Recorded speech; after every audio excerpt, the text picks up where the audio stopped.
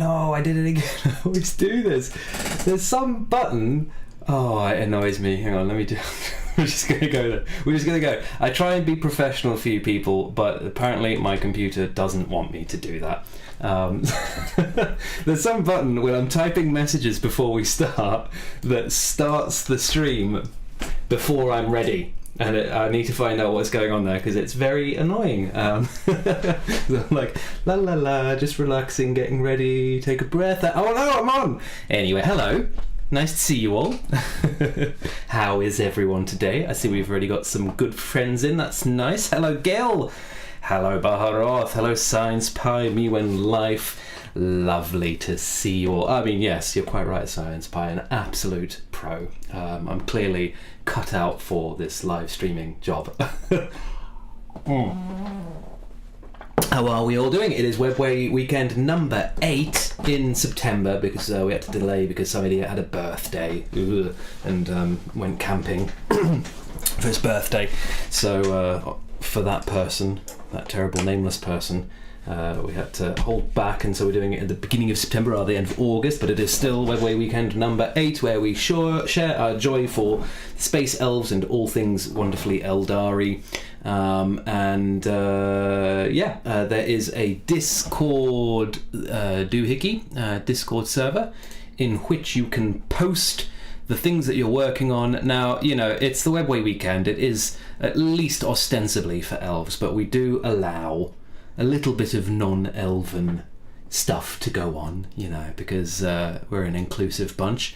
So if you are working on something tonight that's not elves and you fancy sharing it with people, why not? It's just nice to also show elves if you've got them.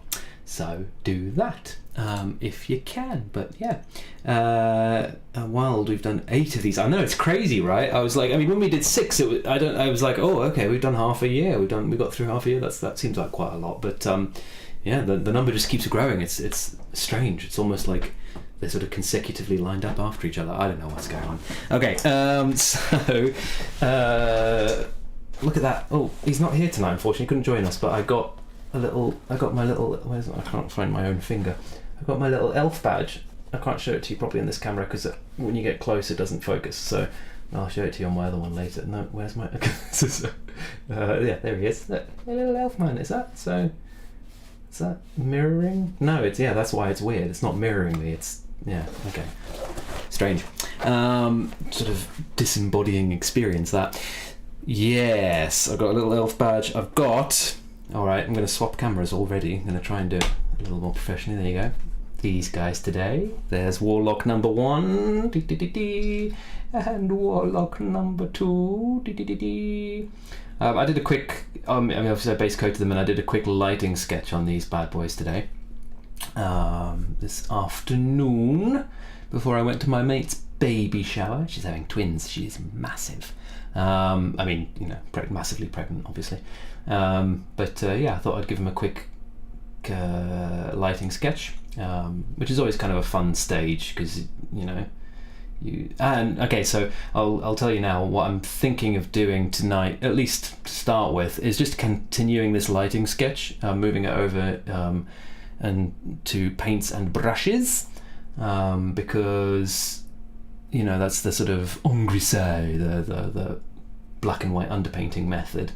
That can be quite fun, and I don't quite know what I want to do with them colour-wise. I've got sort of vague ideas. I collect, as you all know, I'm sure. I don't think there's anyone new in here, at least not yet.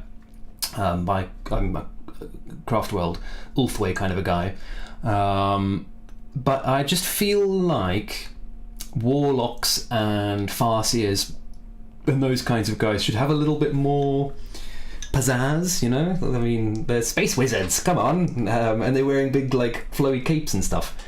So I do like to add a little colour when I do these chappies. I've got a purple one, I've got a rainbow one, I might show you him later, that I did. And so because I can't really settle on ideas for colour yet, I thought, well, how about we just carry on with the black and white until I feel inspired, or someone maybe in the stream tells me what colours I should paint them.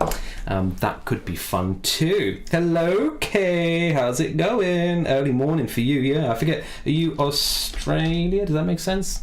You would be ahead of us, and you would be significantly, sufficiently ahead of us. I think that's what you said. Sorry.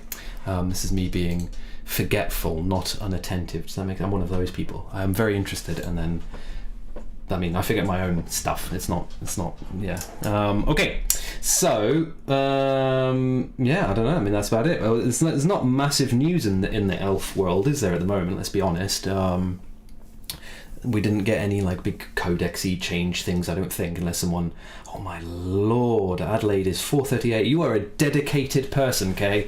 You are a very dedicated person. I love it. Magenta Warlocks, well, it did cross my mind. I'm not going to lie, Gil. I'm on a magenta kick at the moment. I am on a serious magenta kick. So, this is sort of... It's only semi-related because this is hosted on my channel, but on my channel and in my Discord server at the moment, we're doing a limited palette challenge. So there's 3 palettes that you get to choose from, 2 colours each and black and white, and then you paint a mini in the limited palette and see what you can do with it. One of the palettes was named by Paul, one of my patrons, who called it Brimstone Glow, which was a lovely name. And Jade Green is... well, there are 2, guys. There are 2. Anyway, that palette is... I kept on calling it Yellow Ochre, and I was wrong. It's Yellow Oxide, actually. Yellow Oxide and Quinacridone Magenta. And I'm really loving that colour combo at the moment. There's just something about the way that they mix as well into red and these sort of deep orange colours. And I can show you. Well, two things. One is non-elf related. So this was my limited palette sort of attempt with him with that. So this is just those 2 colours, yellow ochre, which in its pure form you can see on his little helmety thing there. Why don't you come down a little bit closer? There we go. That's a little easier for me. In his yellow mask, you can see that's the yellow ochre, more or less kind of pure, and then the Quinacridone Magenta, which is this sort of colour at the bottom of the feathers is pure Quinacridone Magenta. So there's those 2 plus black and white, and there's just so many beautiful, this on his shield. There are so many lovely, rich hues you can kind of pull out of it. And you can make some pretty convincing skin colours as well, Caucasian skin colours for that as well. And you can get some pretty intense reds, like you can see there. So it's just a really nice colour combo to play with. And it also, I think, looks quite nice. I like the kind of the way those 2 colours appear together. I think it's appealing. So with a non-limited palette where you could, if you wanted to, you could spray in a little bit of blue under there to really deepen and enrichen that. I think, really fun. So I wetted my whistle doing that. Sorry, I know I'm facing away. Hang on. If I'd been professional, you see, I would have had this all lined up because I would have known what I was going to talk about. But we like winging it. Having fun, I'm going to just get 1 more of those. I actually have 3 of the little tanks, but yeah, because that wetted my whistle for that, and for other reasons. Why is that not focusing? There you go. For other reasons, I wanted to buy some of these, which are definitely elf related. These are teeny tiny elves. Look how small they are. I won't even focus. They're so tiny. Look at the tiny elves. There's my finger. Where's my finger? There's my finger. There's my finger. There's an elf. So small. 6mm. So these are epic scale, 6mm scale elves that I bought. I've got a video going out tomorrow, day after tomorrow, Monday, about painting these guys and some other exciting things related to them. Yeah, there it is again, magenta and yellow. Because I thought, I want a bit more of that. I'm enjoying that. You can see it in here as well. This is like a bit of pink underpainting to get the yellow shading looking good. But oh my god, guys, I cannot tell you how fun it was to paint these. 3 hours. I started at 5:30, finished at 10:30, and about 2 hours in the middle to cook and eat. Plus this plus 1 more tank, so it's 44 models. 44 models in 3 hours. It's a very satisfying experience. And they're very little, so it's difficult. There's more you could do as well, I think. There's more detail I could have done on these guys if I'd been a bit more patient, but I wanted to get them done. So, for example, it would be possible with a steady hand and a bit of patience to do the eyes. I did, there you go, look at that. I picked him up perfectly. You can see one guy there has an eye done, because I was like, can I do this? Have I got enough dexterity to handle this? And I think it's possible. So that's something that I can go and do to up the game on these guys. But anyway, super fun. Love the colour combo and elf related. So, I'm hitting all the marks. All right, let's see what we are talking about in the chats. The chatteroonies. BPP, hello K1, yes, we've done that. Magenta Warlocks, yes, that's definitely an option. I like it as an option. Burgundy, always a positive option for Ulfway. True that. I mean, and there's a spectrum between Burgundy and that kind of, well, yeah. Okay, sorry, I'm just thinking, not. Would it be official colours of Hangout Jade Green? Yes, yeah. Vallejo Jade Green, which I have, which I think we've spoken about it before, but I don't know why your photos of Jade Green, I feel, make Jade Green. It's a nice colour, but make it even more beautiful than what it is. But it's right there, so maybe a little Jade Green could be nice. I quite like Vallejo's game colour turquoise as well. That's a pretty colour. Turquoise, nice. That might just be turquoise deep, I think, in there. All right. How big are the new Warlocks? What can I compare it to? An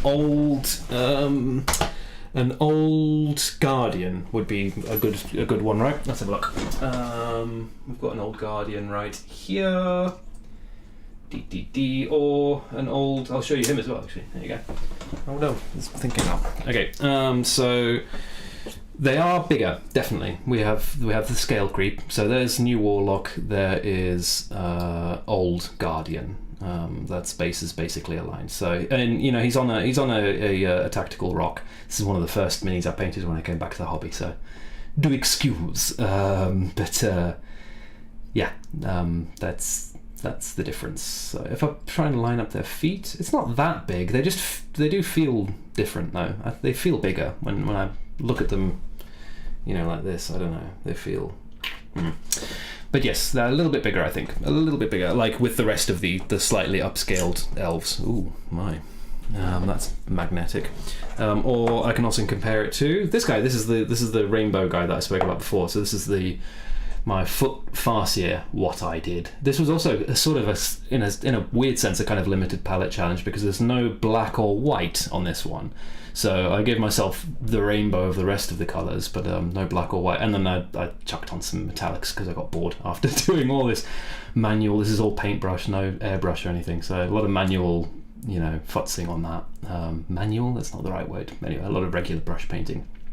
Anyway, so next to him, again, there's just something that means the new guy feels a little bit bigger, I feel like, but that's not the feet.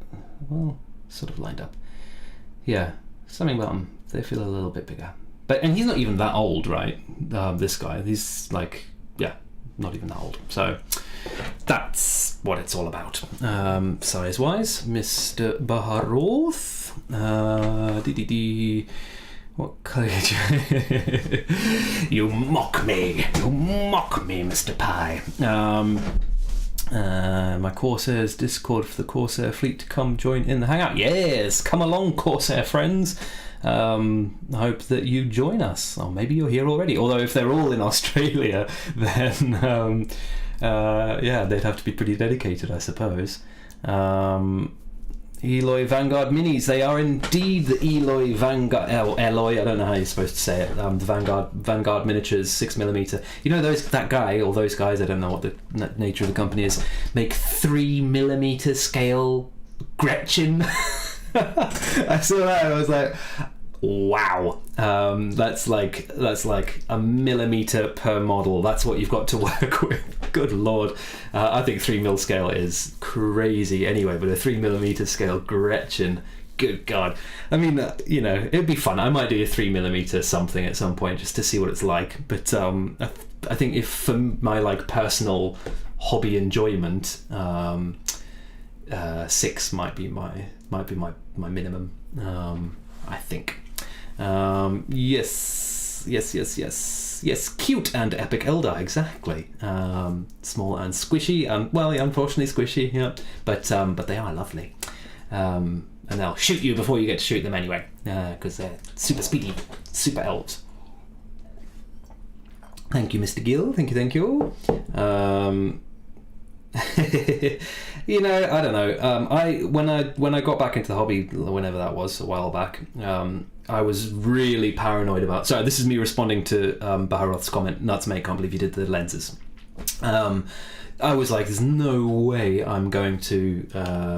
I'm just talking, so I'll go back to that. There's no way I'm going to go into like all this detail. I was scared of lenses on a 28mm, you know, regular Warhammer scale model, because I considered myself to be a person with shaky hands. My like rest state is not like bad, but it's a little bit twitchy.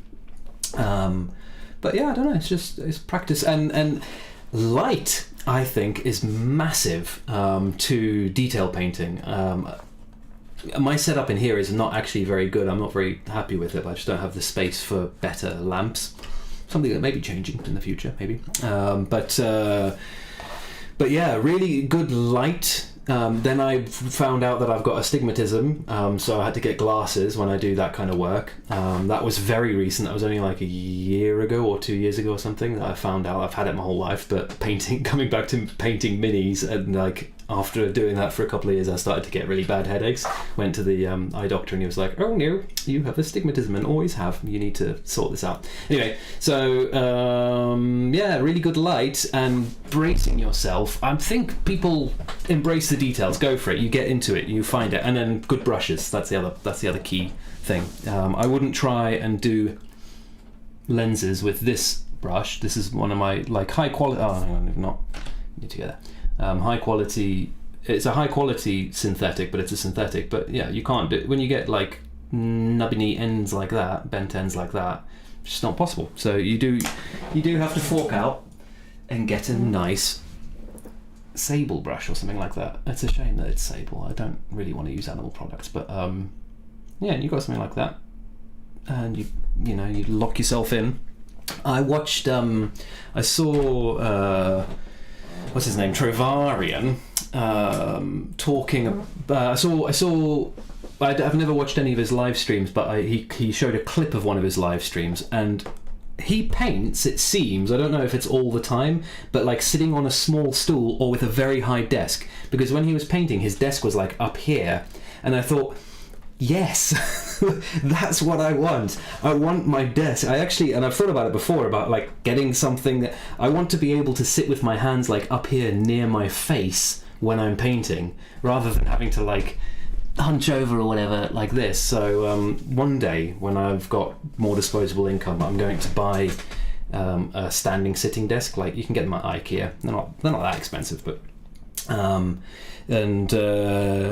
so that I can have like I can set it to be like this height when I'm sit down painting. Anyway, things like that. There's tricks for getting more into your details. All right, still catching up with some chatties. Beep beep beep. I find it hard enough to paint the mid-sized details and bewildered that you managed to do tiny details like that. Well, yeah, okay, yeah. It's a grey sear primer that makes the jade green pop. There you go. A little. What's the face? Peasant painting. What did I say that made it sound like peasant painting? Sables are very cute. Yes. All right, so I'm going to have a look in the Discord quickly. Yes, there's stuff that's posted. We'll have a look at it now, just so that you. I mean, I think you all know, don't you? But anyway, we'll do it. This is where you post. Go follow the link that Science Pie is very helpfully, regularly posting. Oh, did I put? It should be in the description as well, the video description, I believe. But yeah, Science Pie posts all the time. Follow that, go into Webway Weekend. You can see all my Discords. Yeah, I just noticed that. There you go. You're learning something about me. Oh, you can't see quite all of them. There's one missing at the top.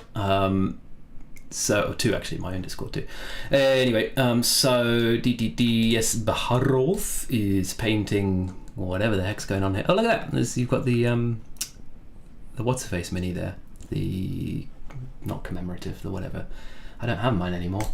Sold it so I could pay for more Warhammer Plus. Painted it first, but yes, it's gone.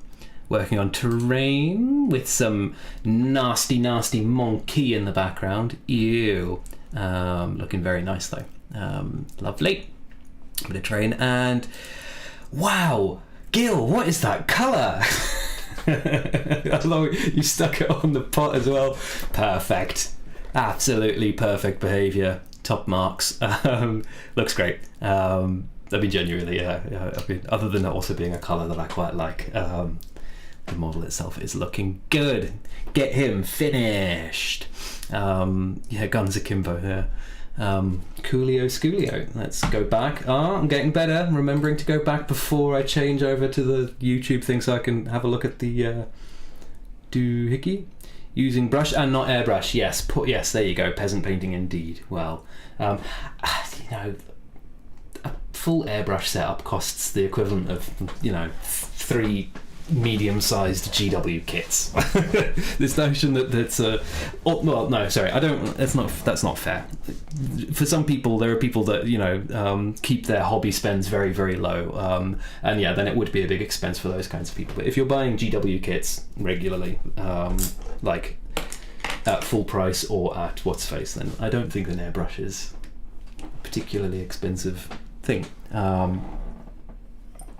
It's just a big upfront cost, and it's a big upfront cost and a big learning curve. I was having this discussion with someone why there's a little bit of sort of anti-airbrush sentiment in the YouTube painter space.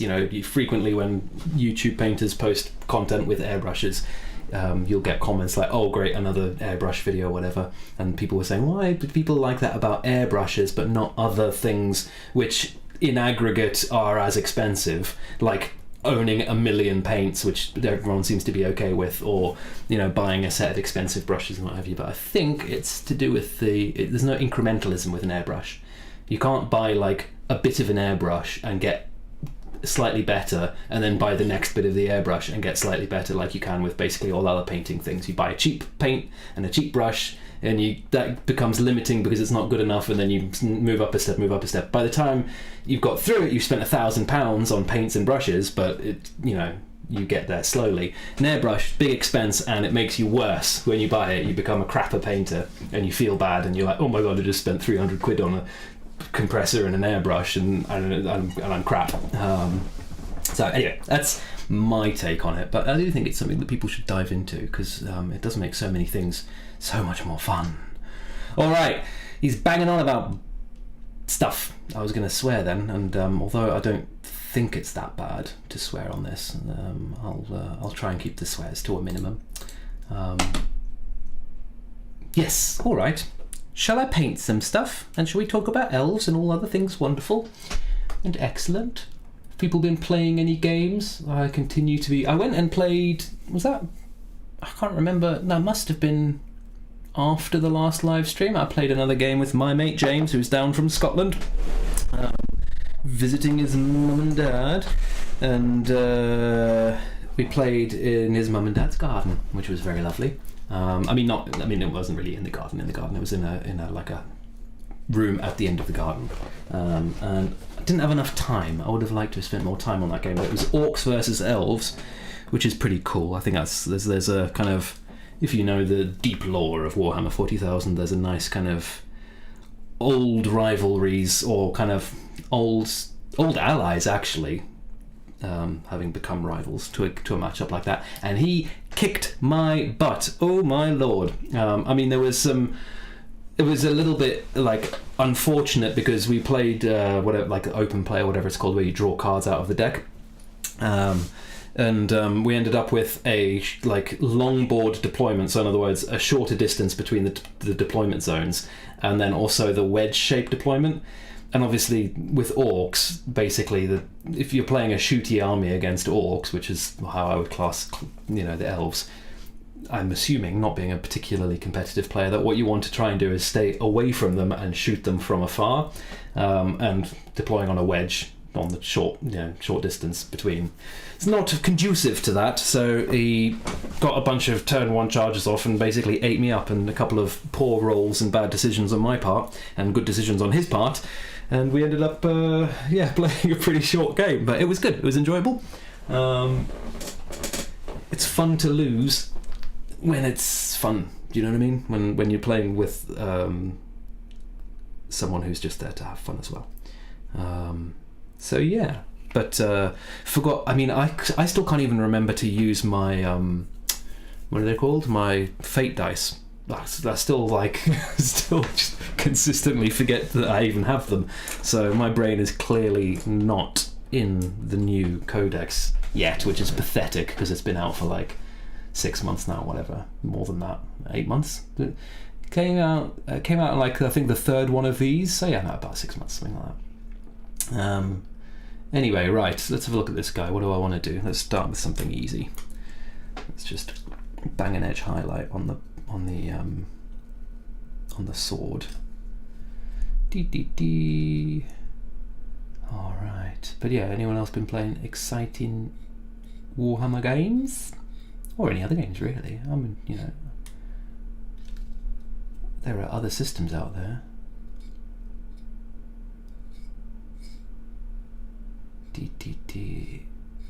None have the glorious space elves, alas, but unless you're playing like old school games like Epic. We can talk about why I have those models later as well. Am I audible when I talk like this? Sorry, when I go into painting mode, I go into like focus mode and my voice is like gets all quiet. If there's a problem with volume, please let me know. I've tried a slightly different setup with my microphone today, which we'll see. Hopefully it'll help things. It's given me a bit more space on the desk as well. I've got a bit more elbow room. I'm not quite as hemmed in as I am with the old setup, but it's slightly further away, so it might mean I get a bit quiet when I'm in focus mode like this. And if that's the case, you must let me know. For the stream to hang out. Yes, that's what it is here for. Kay was looking forward to the stream to get the motivation and hang out, and that is why we are here. That's the whole. Well, I think we've got a science spy here who will correct me if I'm wrong, but I believe that the old Webway weekend was sort of about thematic, like posting. This time we're going to do tanks, and this time we're going to do aspect warriors and all that kind of stuff. And people kind of mostly just sort of posting what they had done, I believe. But the whole gist of this new incarnation of the Webway weekend was that originally is to help people get projects over the line. You've got set time at the end of the month where you can say to your significant other or your friends or your mother or whoever, "No, I'm sorry, I can't do that. I've got this web thing that I have to be involved in." And then you can sneak off and paint your Warhammers. But what it's actually done for me, as I've mentioned many times before, has landed me with a bunch of half-finished Eldar instead, because this has become the only time that I paint my elves. Alas, I mean my full-scale elves anyway. But that's all right. I've got a sneaking suspicion. What have I got left? I've got the big boy, Morgan Ra. He needs to be painted. In terms of unpainted, like completely unpainted elves, I've got Morgan Ra, and I think that might be it now. From the big like buy that I did, big round of purchasing that I did when the Codex came out, and the Chaos box set and all that, the box set with Chaos. So yeah, I'm gonna have to think about what I want to do, what other things I want to add to the elf force. I was thinking about this the other day. I want them to do some stuff for the Harlequins. The what they call the dwarves that are coming out. The Votan, the League of Votan, very cool. Nothing against that, but I was like, hang on, they're gonna have like twice the number of kits than the Harlequins, and the Harlequins have been around for ages. You've had more than enough time, and I get that the Harlequins are sort of now, especially that they've been kind of subsumed into the main codex. I get that they're not like a sort of mainline faction, and yeah, I get that. That's fine. But come on, give us a few more toys for our Harlequin armies. No, wouldn't that be nice? I kind of like them to redo the Harlequins, I'll be honest with you. I mentioned this before, but I like the idea of the Harlequins, but I've never been a massive fan of the aesthetic realization. I think there could be slightly cooler ways of doing it. But maybe that's just me. Comment below. No, don't. Or, I mean, yeah, comment in the chat, but... anyway, yeah, I just thought it would be nice to have some Harlequin stuff to paint. Although my scheme for the Harlequins is all airbrush, and that's basically like 90% airbrush. And as we've discovered in one fateful stream when I painted some what do you call them? Some pirates, some corsairs. Airbrushing in a live stream, it's not the best. It's a little antisocial, and also not very good for my neighbours, considering it's a noisy device to use, and I live in an apartment, not a house. Beep beep beep beep beep. Yeah, I mean, I just thought that with the, sorry, again, this is responding to Science Pie saying if you're playing for fun, you can always discard the wank deployment cards. I just thought it would be fun, you know, because we do normally do that. If we draw something and we're like, oh no, that's not going to work, we just throw it off and take another one. But I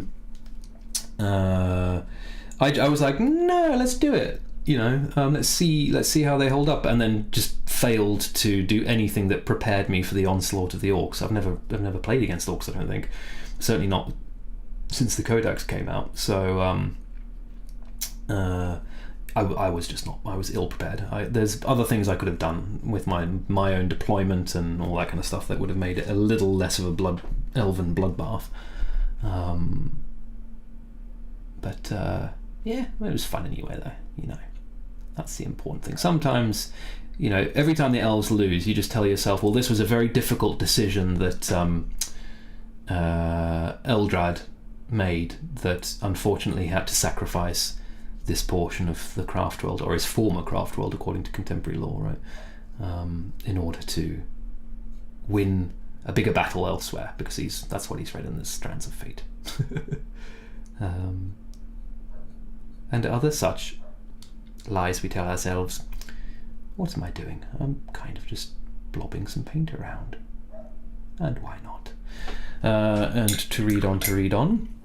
A mime model, yeah, right. I mean, like, some kind of representation of Sigarak might be cool as well, right? Although it's a difficult one to do, Sigarak, because you can do the Avatar, you can do Kane, because Kane has been exploded, right? He's in a million...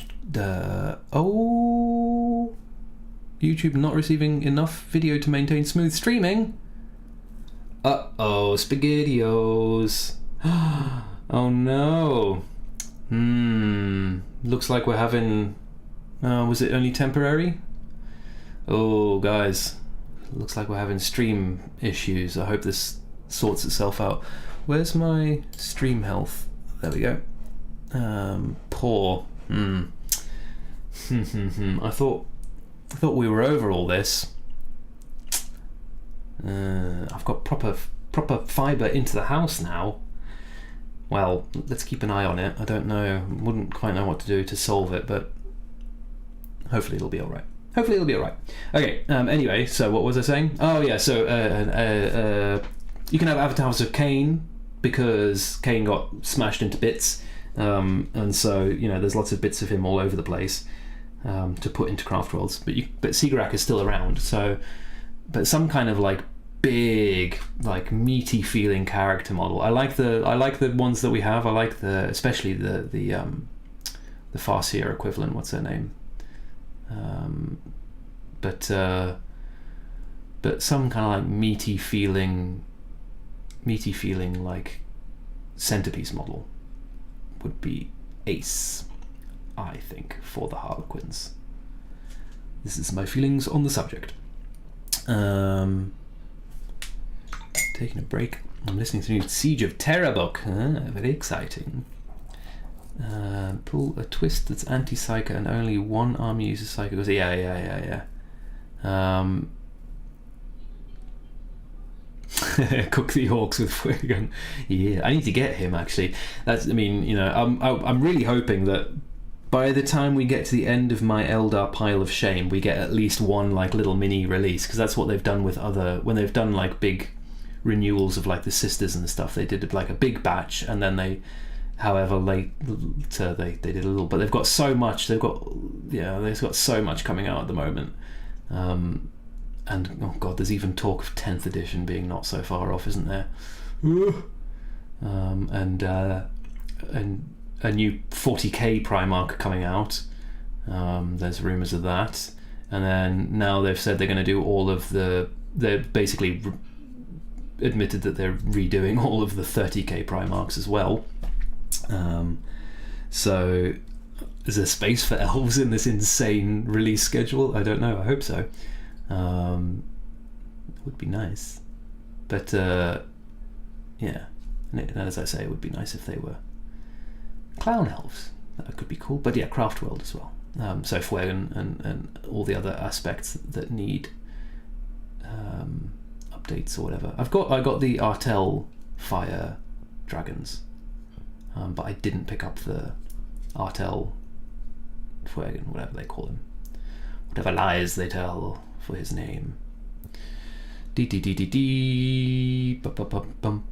great Harley, yeah. Well, I mean, what they need to do, Baroth, is just 3D scan that one you did, right? And then just send that to the printers, and off they go. They've got a free, super cool model. And wouldn't that be nice? All right, okay. This guy's looking not particularly different to how he was looking 5 minutes ago, or 10 minutes, or however long the stream's been going on. And don't forget a proper great Harlequin model. Yeah, exactly. Sorry, I'm trying to catch up, and I always do this. Like, messages jump out at me, and I read those first, and then I lose track of like what I've read and what I haven't read. Oh, and the Fluffy does. Okay, well there you go. I mean, it wouldn't really be hiding if GW was like, and here is the one that's Sigrak, but you know, or however you say his name, I don't know. I call him Sigrak.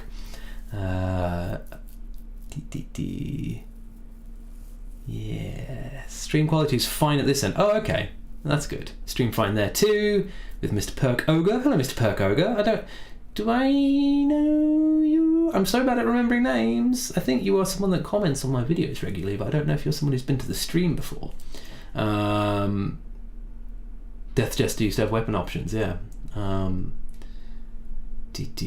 catch the clash the class, don't know what that means. Gills. Well, thank you very much, Miss Gill, Mrs. Gill. That is nice to know. Once upon a time, I did some voice acting and stuff. Once upon a time, in my sketchy past. Speaking of sketchy, that camera angle is sketchy, and the work that I'm doing is sketchy. One in the bad sense, and one in the art sense. Alright. They fancy paying me here. This stream should be an old paint praise free zone, the last one in existence. Yeah. yeah, you're too popular now. The crowning of Guilliman or Gilliman. Yeah, that's insane, mate. That is truly insane. That is a very nice thing what you've done there. And I'm jealous. I mean, I've seen your setup. I don't think you've got more space than me, but I feel like if I took on a project like that, I would just destroy. My room is already not very well kept. And if I did a project like that, I think I would just there would be nowhere to move in my room. So I've held off trying my hand at any kind of like big projects like that. I'm also a bit I feel a bit like, not threatened, that's the wrong word. What's the word I'm looking for? I feel a bit intimidated, there you go, by doing big kit bash projects and stuff like that. But one day I'll give you a run for your money. There you go. How's that for not praising? I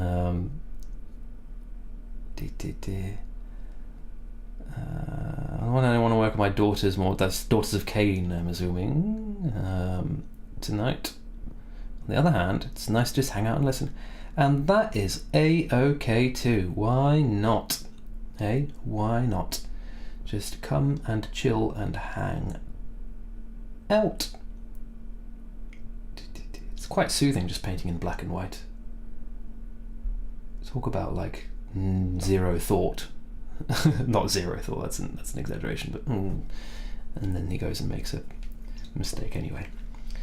But because I already did the lighting sketch, I'm kind of mostly just following that, not having to think too hard. This is not the brush. This is not the brush you are looking for. Jedi mind tricks on myself. Where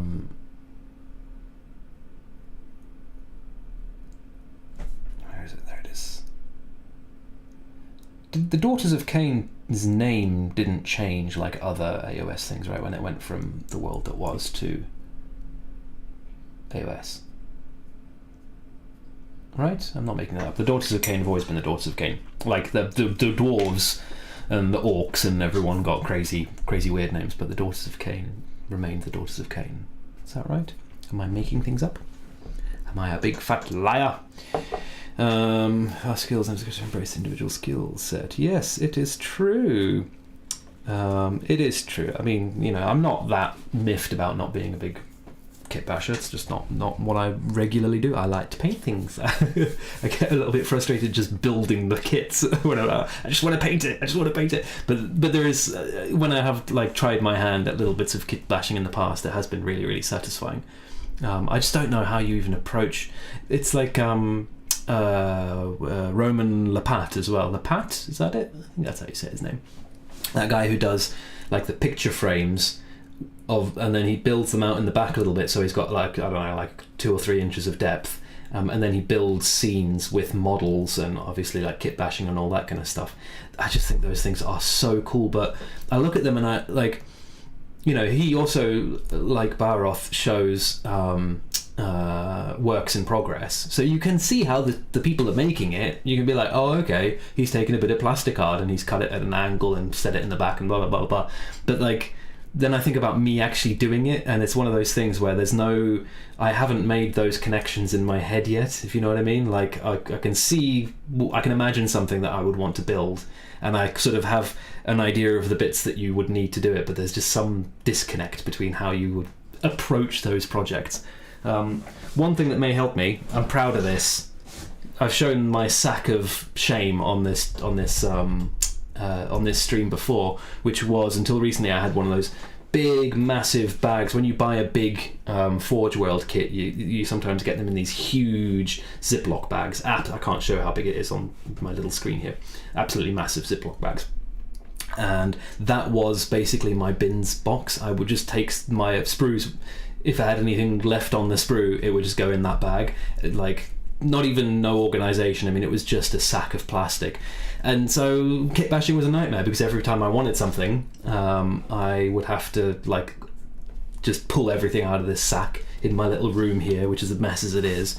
So I was a good boy, and that took me a weekend to do it. And there's still stuff to add, but that whole sack has gone into these little things. Ta-da! I was like, I'm proud of me. Well done, me. I was telling me that my streamer's being crappy again, so if it goes bad, then I'm sorry. But it's got little separatey things, and you can. Hello, Dargo. Nice to see you, Sal. You can move the little separatey bits, he says with confidence. That one is weirdly in a position that looks like you can't move it. This one, anyway, I don't want to do it because they're organised. So I now have like, look, these are all left, right. I mean, I suppose it's, if you're talking from the model's point of view or your own, the left arm of models. These are all left arms. These are all right arms. These are all melee weapons. I haven't split them by faction because I thought it's more creative. It might be a bit of a pain in the ass because when I go like, oh, I want an Eldar arm, I'm going to have to dig. But it's a little bit more creative maybe to mix the factions. But I thought I do want them separated by like the kind of bit, because I don't want to dig through left and right arms when I know I need a left arm, you know? Yeah, we got like legs is always a bloody nightmare, isn't it? You never get any spare legs. I think the only reason I have any spare legs at all is when for like magnetizing jobs and stuff that I've done for other people, I had to buy extra kits or whatever. So yeah, a couple of bits of bodies. There's that one, and then I've got this one that's got like tanky bits in it, so it's a bit more kind of chunky things. And I was actually kind of surprised by how much you can squeeze into these little pallets. These are not pallets, but these little boxes. I'm trying to remember what they called themselves on Amazon. I don't know what I searched for. Just like, I don't know, plastic boxes. That wouldn't get you this, would it? I wonder what it was. And yeah, and then a whole bunch of heads and all that kind of stuff in here. These were a big disappointment. These I've got from there's that Russian bits maker that's not Artel. He just does bits basically. He doesn't really do full kits. I can't remember his name. Liber Demonica, is that what it's called? I think. Yeah, like the Book of Demons, Liber Demonica. I think that's what he called. But anyway, he does Harlequin heads. As I mentioned before, I'm not a massive fan of the 40k Harlequin aesthetic. It's a bit too on the cheesy side for me. No judgment, if you like it, that's fine. It's just my personal taste. So I thought, well, I'll try and spice them up with some third-party heads. So I bought a bunch of these because I did an army buy with Harlequins. I was like, I want a Harlequin army. Went on to Element Games, just bought all the models for I think 1.5k army in one go, because I also knew that I wanted to batch paint them in this specific way and all that kind of stuff. There's a video, go watch it. So I bought like 40 or something of these heads, but the proportion is completely wrong. And I sent the guy a mail and I was like, these are very cool heads, but the proportion is way off, mate. And he was like, the proportion is correct for new kits. I'm like, Harlequins aren't new kits. They're the same scale they've always been. Anyway, so I didn't use any of them, so now I've got like a whole bunch of these Harlequin heads. I don't know, I'm sorry, I sound like I'm bad-mouthing the guy. His bits are fantastic. There's obviously a slight communication thing, so I don't know if something was a bit lost in translation. But you know, buy stuff from him if you like the stuff. Don't. But this was, don't buy these. Don't buy these if you want to use them on 40k Harlequins. The heads are like 1.5 times too big or something ridiculous. Anyway, so there you go, my bits. I've exposed my bits to all of you. How very nice. But yeah, that whole sack, when I got rid of the extra sprue and all that, it went from being something that took up like half a shelf behind me, that's a bit of an exaggeration, but something like that, to 3 little neat boxes like that. So yes, I would recommend spending a weekend doing that if you want to, if you've got an organisation problem like me. Alright, back to painting, back to chatting. Well, let's hang on. I say back to painting, let's have a look. Yeah, come around and organise your... No. Outright no. I've seen what you make. I can imagine what your bit situation is like in terms of... Not in terms of organisation, I don't want to pass judgment, but in terms of amount, I can... no.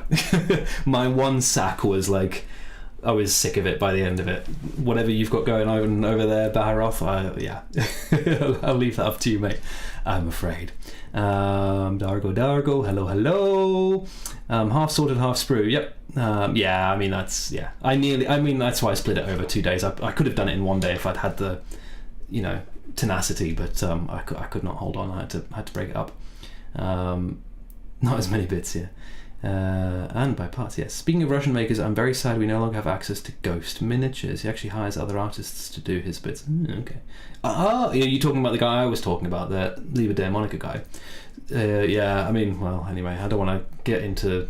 I'm assuming we don't have access to Ghost because of the political situation, which I have strong feelings on that, but I just don't want to talk about it because it's not the vibe. Not the vibe. Yeah, one of the Eldar 3D print patrons is one of the people who does work for him. Oh, that's interesting. I know what you mean, Sci-Spy, about the GW heroic scale versus the third-party true scale. But the thing is the heroic scale is bigger heads and hands, right? That's the thing that defines heroic scale, my understanding anyway. It's like the same height, but bigger heads and hands, basically, to make them look kind of a bit more epic or whatever. But the problem with those ones is the heads were too big. That they looked like silly. They looked like bobbleheads or whatever on the mini. So I don't know quite. It feels like he was making them. He makes a lot of bits for Space Marines and Primaris Space Marines, like proportionally correct for Primaris, and what's the other, Custodes. And so that's what I think was going on with that, maybe when they did that. Oh yeah, you're bang on the head. So it would be smaller if true scale, right? Yeah.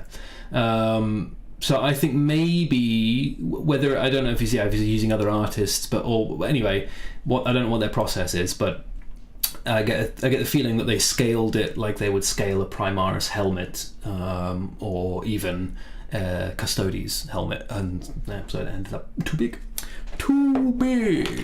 But never mind. The other bits are very cool. I've used his stuff. I used his stuff on my Chaos Space Marines. He's got some great Chaos Space Marine stuff, and that went on a dream. And that's not even Primaris. That's not Primaris. But anyway, yeah.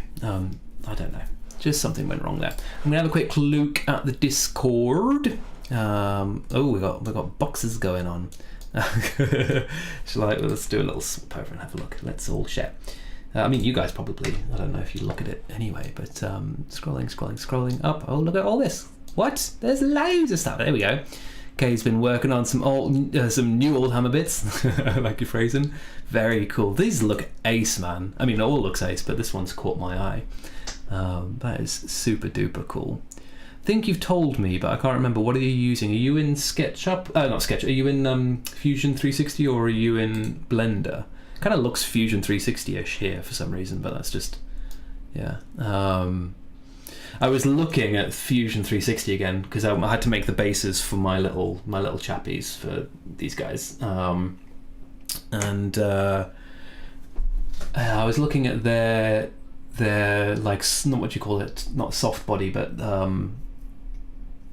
the other sculpting style on there, and I was like, maybe I should go back to trying to build some of my own bits and scenery and stuff. Or yeah, like maybe the 6mm scale scenery might be fun to try because you don't have to worry too much about details. But I don't know, we'll see. There's the reference, good old Jez, that I reckon, isn't it? Yeah, very cool. Very, very cool. Mr. Baharoth, Crow of the Old Paint, is working on these very cool little dudes. Look very spooky, very grim dark. Very nice. Is that the same guy on a different angle? Looks like it. I love the hand pose there. I don't know what model that is, but that's very cool. Action. It's got an action hand. And that is a very heroic scale hand. That, look at the size of that thing.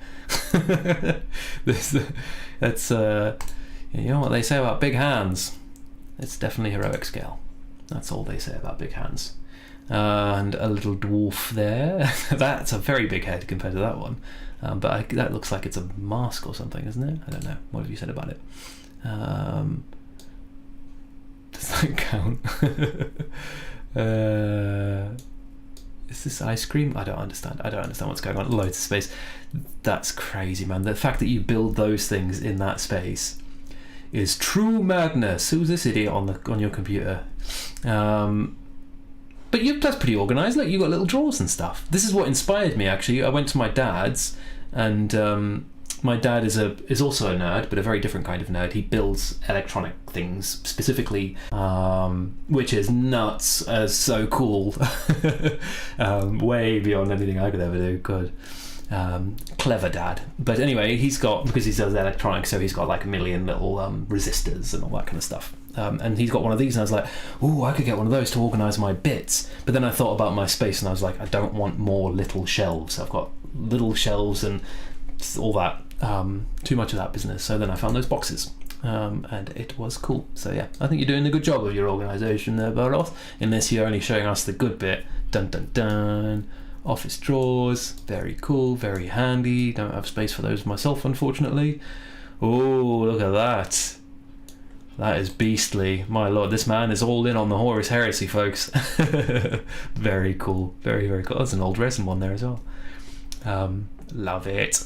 I still have to do my second half of that box. Other projects have come in. I was actually going to do those 2 videos in a row, like the Night Lords, which is going to be the other half of the box for me. But then we decided to do other things. I didn't have time to do a speed paint, and then so I did the limited palette, and that turned into a whole big thing. What we've done. And the first of the copper details. Lovely copper piping. Very good. You can send your hot water down that, no problem, in the 41st millennium. And there it is. My internet is being slow. This is concerning. This is something of a worry. Did we... how we do... You're in Blender. Okay, yeah. Makes sense. How are we doing? Are you guys still getting the stream in some kind of a reasonable way? My computer's saying you aren't, and my YouTube is saying you aren't. Fucking guys, I really nothing worse than just like technical difficulties getting in the way of our fun, is there? Well, there are things worse, but yes. Bum bum bum. In Blender. Buzzing. What's that? Yes, what is the Legion? RG, buddy. Just have 20 tactical left to build. Working on at the moment. RG. What's RG? Stream struggling now. Oh no. Boo. Boo. Boo. Boo, too bad. Stream. Okay.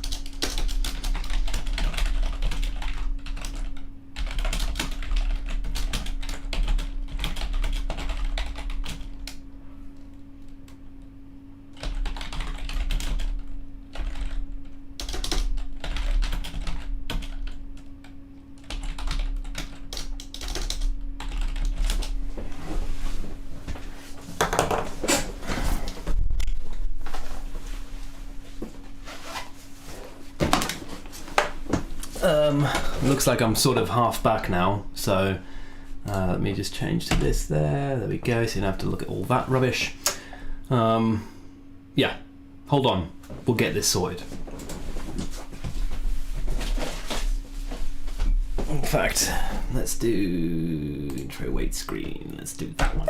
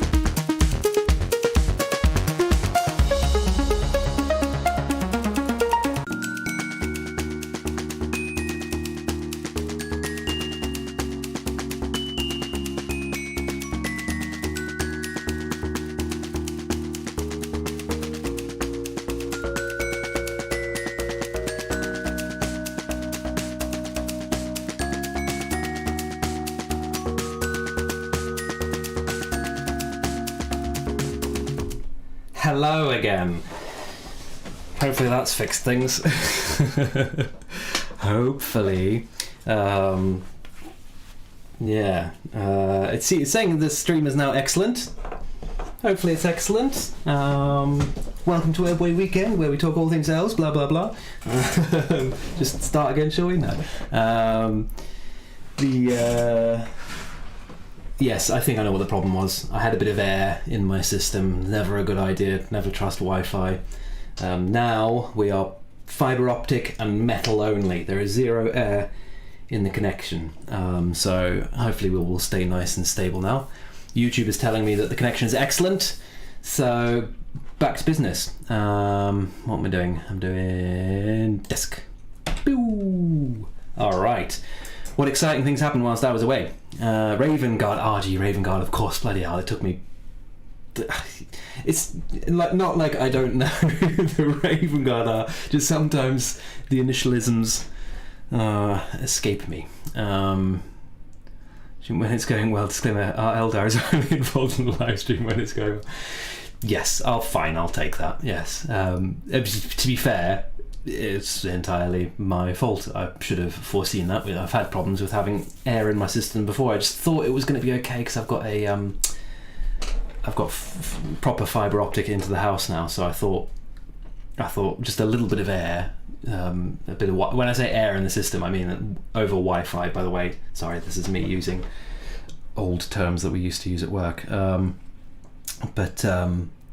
I thought it was going to be okay, and it wasn't. So there you go. That's life. Beep beep beep beep beep.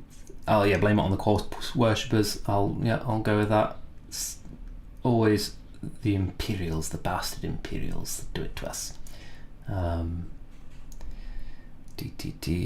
One of these days this month I need to actually start painting again. I think that's a good idea. Me. Maybe after I stop constantly brainstorming army ideas and I quit adding to the piles of shame. Yes, everyone needs to have a period where they go, I'm not going to buy any plastic until I paint at least this much of what I have in my pile of shame. I think that is something that everyone needs to do once in a while. Because although collecting is part of the hobby, so is painting and playing. You need to get that done as well. I've been a fairly good boy, I think. I've not been buying much recently. Holy butterflies, don't call me.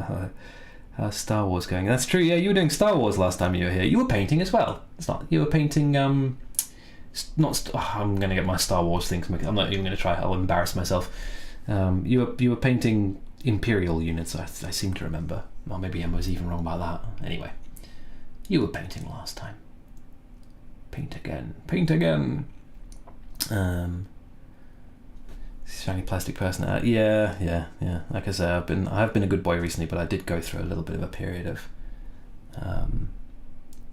been selling more than buying myself lately, to be honest. Yeah, that's fair enough. That is not, that's a good thing to do if you're definitely not going to use it again. My mate James is always like with the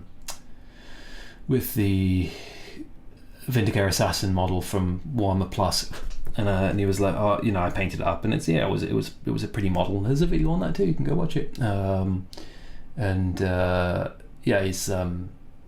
He was like, oh wow, so yeah, that's really cool. You can put that on your shelf or whatever. I was like, no, I'm selling it. He was like, what? I've got very little. Like my armies, like I don't want to sell any of my elves. I like my elves. Even the ones that, like the paint job on them is not what I would do now and all that kind of stuff. But I'm not particularly attached to my things.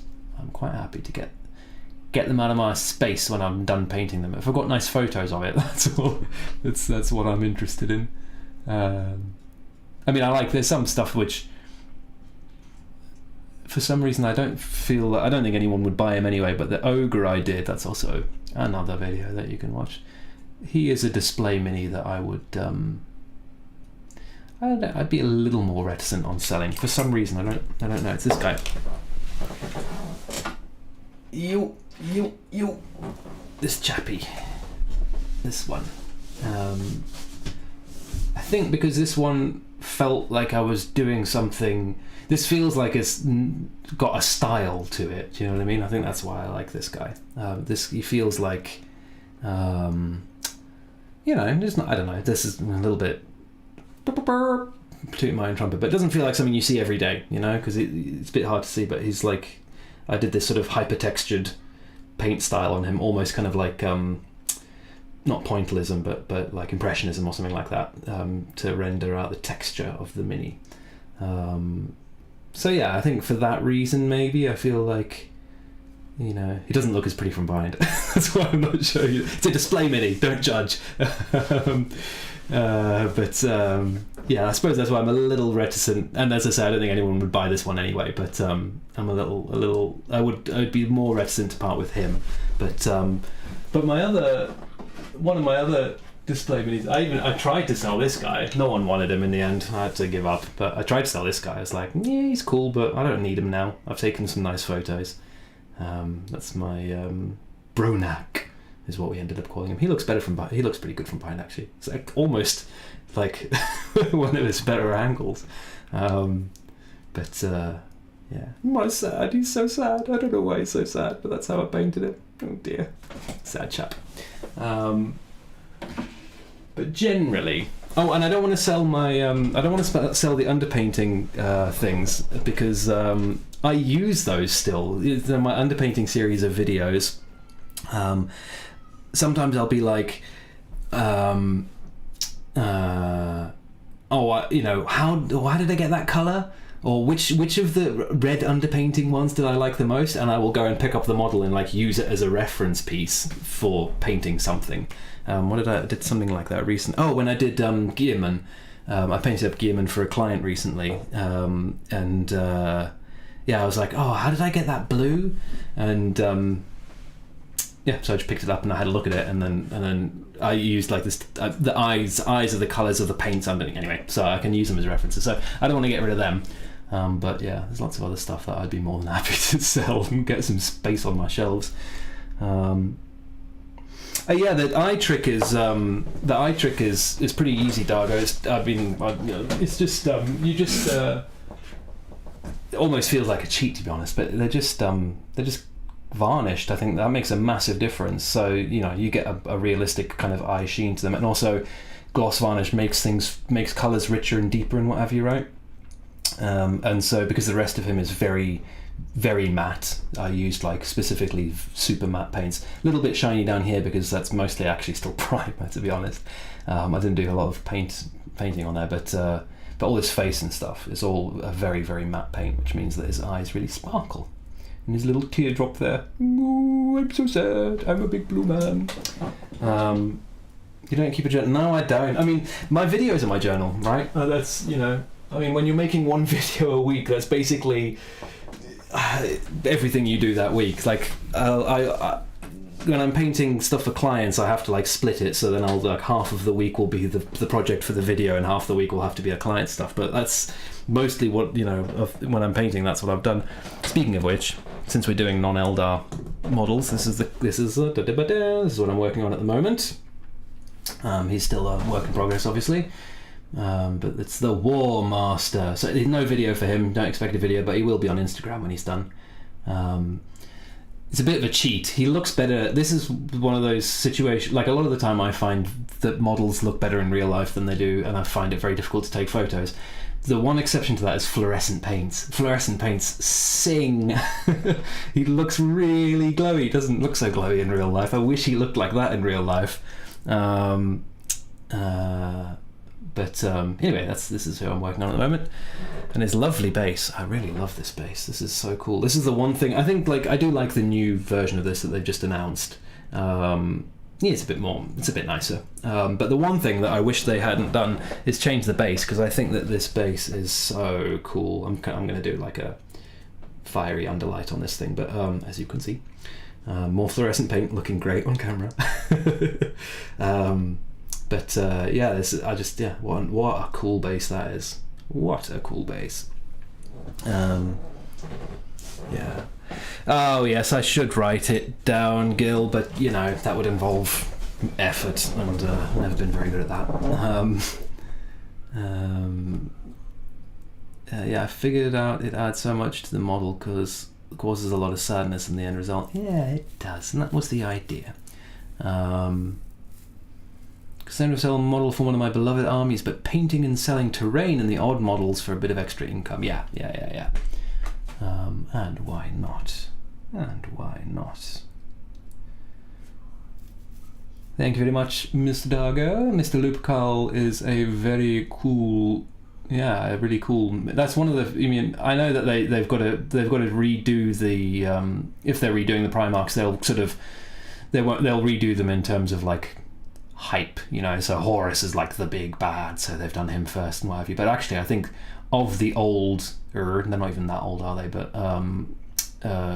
Forge World Primarch models, the Horus one is one of the ones that stands up the best, actually. I mean, it's for a client anyway, it's not for me, but I'm perfectly happy painting that one. They're going to release Gearman at some point and I'll be like, oh, I wish I'd painted that Gearman and not the old Gearman, because to be frank, I don't rate the current 30k Gearman that highly. I think the model's a bit, like the face is a bit weird and it's kind of difficult to paint because you're like, oh, how can I make this not look like Stretch Armstrong? Yeah, I mean, that old Horus is a nice model as he is. When they do, I'm going to find it very hard not to buy my own when they do Lorgar, because my Chaos, it's 40k, but my Chaos Forces Word Bearers, and I really like Lorgar as a character. And I think it was, what's the guy's name? The video YouTuber, what he talks about, he just does like sort of rumours and speculation, a lot of videos about that kind of stuff. Anyway, he did a video very recently about them, and he was saying as well, like the current Lorgar model doesn't feel like it really reflects what an absolute beast Lorgar actually is. I mean, he's an interesting character, man. He's got a lot of depth. I like him because he's also sort of not a warrior in the way a lot of his brothers are. He's a bit more of a sort of philosopher warrior. And I just don't think any of that's really caught in that rather weird looking. You know what he looks like, the current Lorgar model? He looks like the Mummy from like the 1990s Mummy film franchise. He looks like whoever that actor is, which is fine. No shade on that actor's face, but it's not. It's like, I don't know. He just doesn't feel like what he should feel like. God, this is talk about not making progress. I am just fiddling around with random little streaks of white paint all over my thing. Doesn't even look particularly good, certainly not on camera. Looks slightly better in real life. Lorgar equals the most powerful Primarch. I mean, I'll I don't know what your backing for that is, but I love it. Say it again. Say it louder. Coolest Primarch, that's for sure. And the Primarch who made the most sense. I think I've said this to you guys before, but come on, if you live in a world with actual real gods, which is what is going on in the 40k world, it makes sense to worship them. I'm an atheist in real life, but if someone could point to somewhere where there really was a god, I'd be like, oh, okay, well, I guess I'm not an atheist anymore. Alright. Of course I'm being silly. I understand that chaos is not not something you would actually want to get involved in if it was a thing in the real world, but it's nice to be silly with the lore, isn't it? Sikaran, yeah, Sikaran, right? That's how it's spelled. I didn't know. Those crazy Americans. Have we got any Americans? We don't have a lot of what's faces. Yeah, watching Kill Process take some photos. What came out flawless? What are we talking about? DTT. I've got to say that L's in Gilliman. He's dying. Okay, Gilliman. Yeah, I don't know. What's the correct pronunciation? No one's ever like told me. I'm going to get me Lorgar at one point. Yeah. Wait until the new Lorgar comes out, Gil. Sorry, I'm a good idiot. Agree the base is amazing. New one, not so much, yeah. But the sculpt is epic. Exactly. Yeah, my feelings exactly. Recipes are for smart people, yeah. Like to see your take on Korax. Fancy a commission? Yep. Send me a DM on any of the things and we can talk about it. More than happy. Not so backed up with I kind of am. I've got a client who's very relaxed about when stuff gets done, but I don't like to keep him waiting because he's a good client and a nice guy. So, and that's Lupercal, amongst other things that I've got from him that I want to do. But I'm not so backed up at the moment that I would deny a commission. So yeah, send a message. I want to know what came up. Oh, the things that you were working. Okay, you printed them already. That was quick. That's crazy. I can't be. Yeah, but anyway. 4 billion Black Library audiobooks and Hermione's easy. Yeah, okay, Gearman. Okay, fine. We'll go with Gear. Where have I heard Gearman then? Who's been saying Gearman that I've picked that up off of? I must be listening to like some Spanish. I've been listening to the Spanish version of the books. Gearman, Roberto Gearman. Sorry, if I'm not careful, I'm going to start doing that old fast show sketch and offending every Spanish person. Gillyman, yeah, Gillyman. Okay, we'll go with that. Gillyman. Let's hope this. Tasteful pin-up models for my wife's painting projects. Love it. Very tasteful pin-up models. Yeah, I've not gotten into the pin-ups. I'm going to be. Yeah, there it is. That's the word. That's the word. Science by. Not the stuff you're working on. Okay, yes, you've been printing the. Yes, got that now. Thank you. It's the weird time delay that we get, isn't it, with these things? But what was I going to say? Yeah, pin-up models. I have nothing against pin-up models, except. But the only thing that annoys me a little bit, and this is so petty, so I'm exposing a very petty side of myself here. The only thing that bugs me a little bit about pin-up models is that when they get posted on painting forums, specifically I'm thinking of the mini painting subreddit, because they have the not safe for work tag, they get a gazillion, and probably because there's boobies, they get a gazillion upvotes, right? Because everyone clicks a not safe for work thing because you want to see it, and now you've clicked it and you've looked at the paint job, so you like it. You hit the thumbs up button, and you know, frequently the paint quality, the thing is fantastic, and sometimes it's just fine, and it doesn't matter how many upvotes something gets. It's all I don't actually care, but sometimes I'm like, damn it. The petty little child in me goes, I painted a really nice model and I only got 4 upvotes.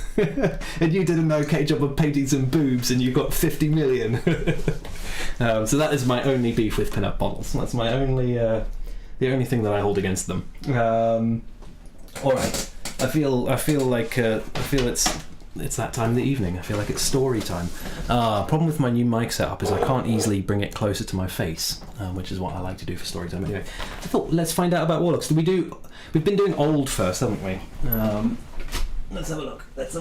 The old codex. I haven't looked. I'm going to close that because I definitely don't want to get paint on this ancient artifact. Nor do I want to get water on it. Particularly, it's been running for 9 hours in resin. But yeah, I was going to say, like, I mean, if you had gone from sculpting it live at the moment to printing the stuff that you've been working on, and I was like, what kind of a resin printer do you own? I mean, even an FDM printer wouldn't be that fast. Paid bots. I don't know if it's paid bots. I think it is just the not safe for work tag with that stuff. There's probably bot stuff going on, I'm sure, on Reddit as well. But there's on Instagram. I don't trust Instagram upvotes. You know, like some stuff, obviously, like the big painters and the really fantastic painters, when they get, you know, 100,000 upvotes or whatever, that makes sense. But sometimes I see stuff and I'm like, again, no slight or whatever, but like, I don't care about people's standard of painting, and I don't actually care, you know, if they're getting lots of likes and what have you on Instagram. That's fine, but it just seems suspicious that you've got this person who's got like 400 followers and their post got 1,000 votes. They've got 1,000 like likes, and it's like a pretty generic post. Just seems weird. And that seems weird to me. Like, why would you? I'll be honest, I have paid for Instagram ads because it's my business, right? So occasionally I've boosted a post on Instagram because I want more clients. I want people to see my stuff. But the like buying likes, I mean, maybe it's the same thing. Maybe I'm kidding myself. It amounts to the same thing, right? Yeah, we all know, Barra. You got all this like crappy, just been sticking bits from your bits box together, and and you got suddenly end up with 10,000 likes. I don't buy it for a second. Right, the path of the seer is on page 18. Beep beep beep beep beep. Yes. Yeah, I mean, there is a childish this aspect to it. I think people lie to themselves when they say they don't really care. If you post something on the internet and it doesn't get a lot of likes and you're proud of it, but it doesn't get a response, yeah, you think there's a little childish part of you that goes, I'm willing to admit that about myself, as long as you don't take that part of yourself seriously. That's the thing. Reaction is a reaction, but what you do with the reaction. Okay, so the path of the seer. How much of this are we going to read? I could do with it. My water's all done. We'll struggle on. 150 for 10k likes. Yeah, that's just a bit weird, isn't it? I know. I'm happy for my Instagram to be a slow grower or a no grower. That's. I mean, Instagram's actually kind of a bit of a pain in the backside for me, whereas other people love it and do very well. Right? Yes. Yes. All right. So, the path of the seer. Let's talk about them, because that's nicer. I really wish I could bring this over. It sounds better when you get the mic close for this stuff. Anyway, you have to have echoey Craig. So, the Eldar are a psychic race and can manipulate psychic energy to a greater or lesser degree. Their technology is based upon psychically sensitive materials such as wraithbone, and many devices of an otherwise ordinary nature are operated by means of psychic triggers and controllers. The vast majority of the Eldar utilize only the most natural and inborn of their psychic powers. Eldar drawn into the path of the seer are unique in that they explore their psychic potential and learn how to manipulate runes to gain mastery over the psychic universe. The path of the seer is also known as the witch path. It is a dangerous path, for psychic phenomena are intimately connected with warp space and all its attendant perils. There you go. An Eldar seer acquires his skills slowly and carefully, for to proceed too quickly would be to invite the most heinous damnation. Demons lurk on the other side of the warp, ready to pounce upon the mind of an overambitious seer and devour his spirit. Back in the old days when we didn't mind using gendered things like that. I suppose they still do that, but they swap his and hers. Is that what the GW do now, or do they go for they? Maybe we'll find out when we read later. Maybe they just avoid pronouns altogether. Runes. An Eldar seer controls his psychic powers by means of psychoreceptive runes. Runes are like keys, locking and unlocking the power of the Eldar's mind, as well as safeguarding them from the perils of the warp. Different rune shapes represent different powers and states of mind. The more powerful and experienced a seer becomes, the more runes he can use. His runes are kept in the special bag or case which most seers hang from their waist belt. Because it's the 41st millennium and we've got to keep our stuff in little pouches on our belt. Probably made of leather. Runes enable a seer to draw power from the warp. If he draws too much power or attempts a task beyond his capabilities, the rune will glow fiery hot, and if the seer persists, the rune is destroyed. By using the runes to focus the raw psychic energies of the warp, the seer avoids serious danger. Only if he attempts to utilize a rune which he has not fully mastered is the seer in peril of his life and spirit. It is said that the spirits of ancient seers flow between a craftworld's infinity circuit and the runes of its seers. Thus, the power of the infinity circuit lies behind the runic powers, and the spirits of the dead continue to guide the living along the path of the seer. This is why the seers sometimes refer to the guiding spirits that assist them, meaning the ancient seers whose sage advice comes to them through their runes. A practiced seer learns how to use many different runes. If he is skillful, he may even make new runes of his own and teach others how to use them. As his powers develop, a seer will usually favour some aspect of his art. Some develop their kinetic powers and use them to create living symphonies of shape and movement. They become the Eldar equivalent of an artist and composer. Others learn how to use their empathic powers to heal and counsel, and they assume the roles of doctors and advisors. Still others learn how to foretell the future, and they become governors and policy makers, whose role is to safeguard the craft world's future. And then we'll do the what's the face? The warlocks, which is what I'm here for today. Warlocks. Although there are as many different divisions of the path of the seer, most seers are peaceful members of their society. There is one aspect of the seer which is more bellicose and aggressive, and individuals of this kind are called warlocks. A warlock learns the runes of battle and how to wield the powerful Eldar force weapon called the Witchblade.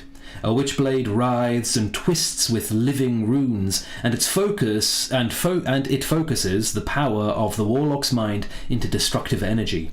Of all the seers, the warlocks are the most respected, and, except for the farseers, the most potent. Warlocks are seers who have once trodden the path of the warrior. It is their previous experience as warriors that enable them to control their destructive impulses in battle. The enclosing helmets that are worn by warlocks are kept in the shrines of the warrior aspects. A warlock can only don his warrior seer self by returning to his old shrine and receiving the helmet from an exarch as part of the blood ritual of the aspect warrior. The warlocks are both warriors and seers, and the most deadly combination imaginable. When the Eldar go to war, their warlocks accompany them. They use their psychic powers both to protect the Eldar warriors and to bring havoc to their enemies. Few psykers of other races can equal the power of an Eldar warlock or match them in battle. The warlocks are one of the reasons that the Eldar armies are so successful and why other races rarely choose to antagonize them. Ba-bum. Warlocks, according to 2nd edition. I love all of the extra details you get in the old codexes. I love it. Like all that business about where the helmet is kept, and like all the details about the runes. Maybe I just haven't read my current codex enough. I think I read the whole thing, but I just don't feel like you get that depth of like detail, in the new ones. Maybe I'm Witchblade set to vibrate. Oh, terrible, you people. Pure bad behaviour. Writhe.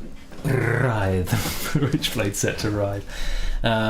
Beep beep beep beep beep. Ha ha ha, the terror of the algorithm, indeed. There we can agree. Yes, my web pictures always get loads of likes, interactions. When the finished work gets tumbleweed, that's the only time it bothers me. Yeah. People like work in progress, and people like I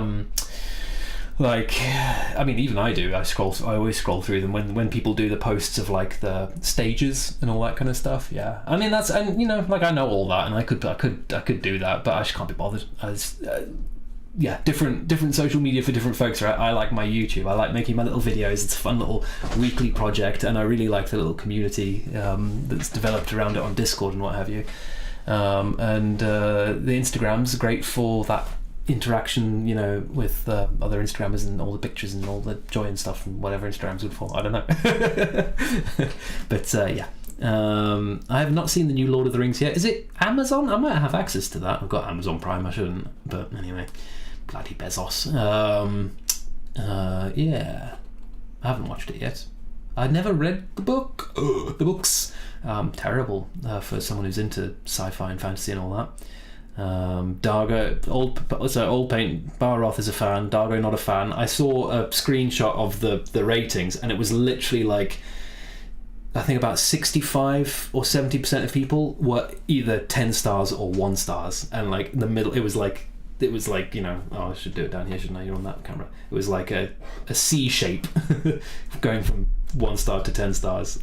So it's a very divisive is the word I'm looking for. Divisive doohickey. New Lord of the Rings was great for Science Pie. In the shadow of House of Dragons a wee bit for me, a billion times better than the Hobbit Shoit films though. Looks amazing, lore's great. It's doing its own thing with hitting the main notes. It'll definitely worth checking out. Okay. Not based on the Silmarillion, but on the bits from the appendices. I haven't read anything. Okay. As I say, I haven't read the book, so the lore stuff wouldn't bother me one bit. But then maybe that means it wouldn't be appropriate for me as well. I don't know. Beep, beep, beep. Oh, look at this. Oh, hang on. Well, you can't look at it, can you? Because I've not shown you the thing. Screen share. Swamp. Boom. Pardon me. One squat. Look at that. That's a very squat. That's about as squat as it can get.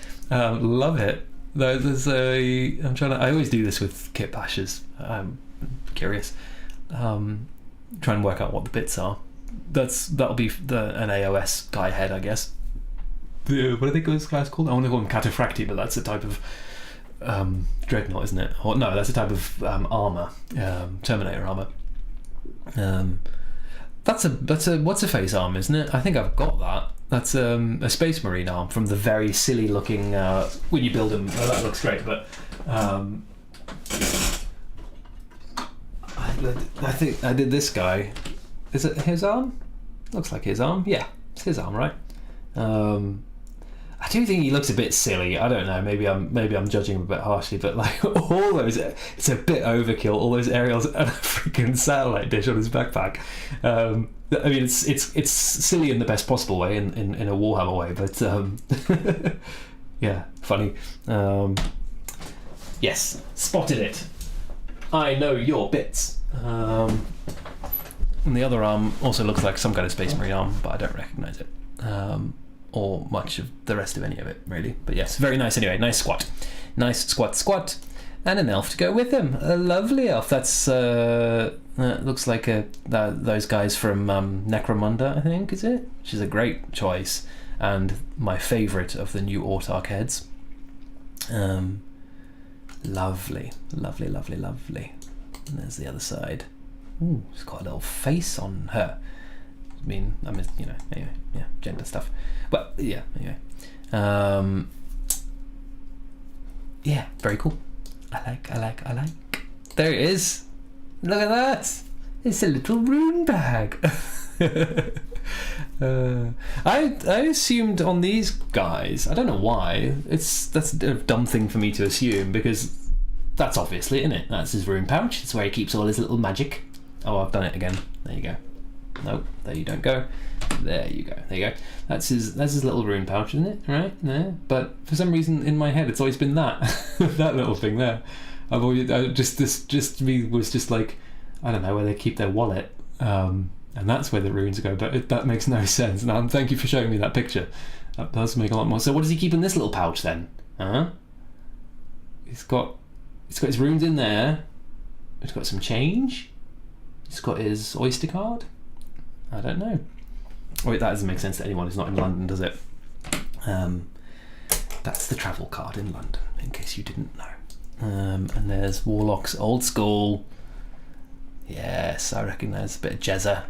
Bit of Jezza Goodwin. Jez Goodwin goodness, there you go. And the fur that I remember reading the article when they did the Eldar range, and he was like, yeah, we cut the fur seemed a bit much. I was like, I mean, I know what you mean, it is a bit 80s, but one with a bit of fur would be nice. Actually, that's the kind of kit bash that I could do. I've got the little fur thing, the roll out thing that you can do for furry stuff. I could do that.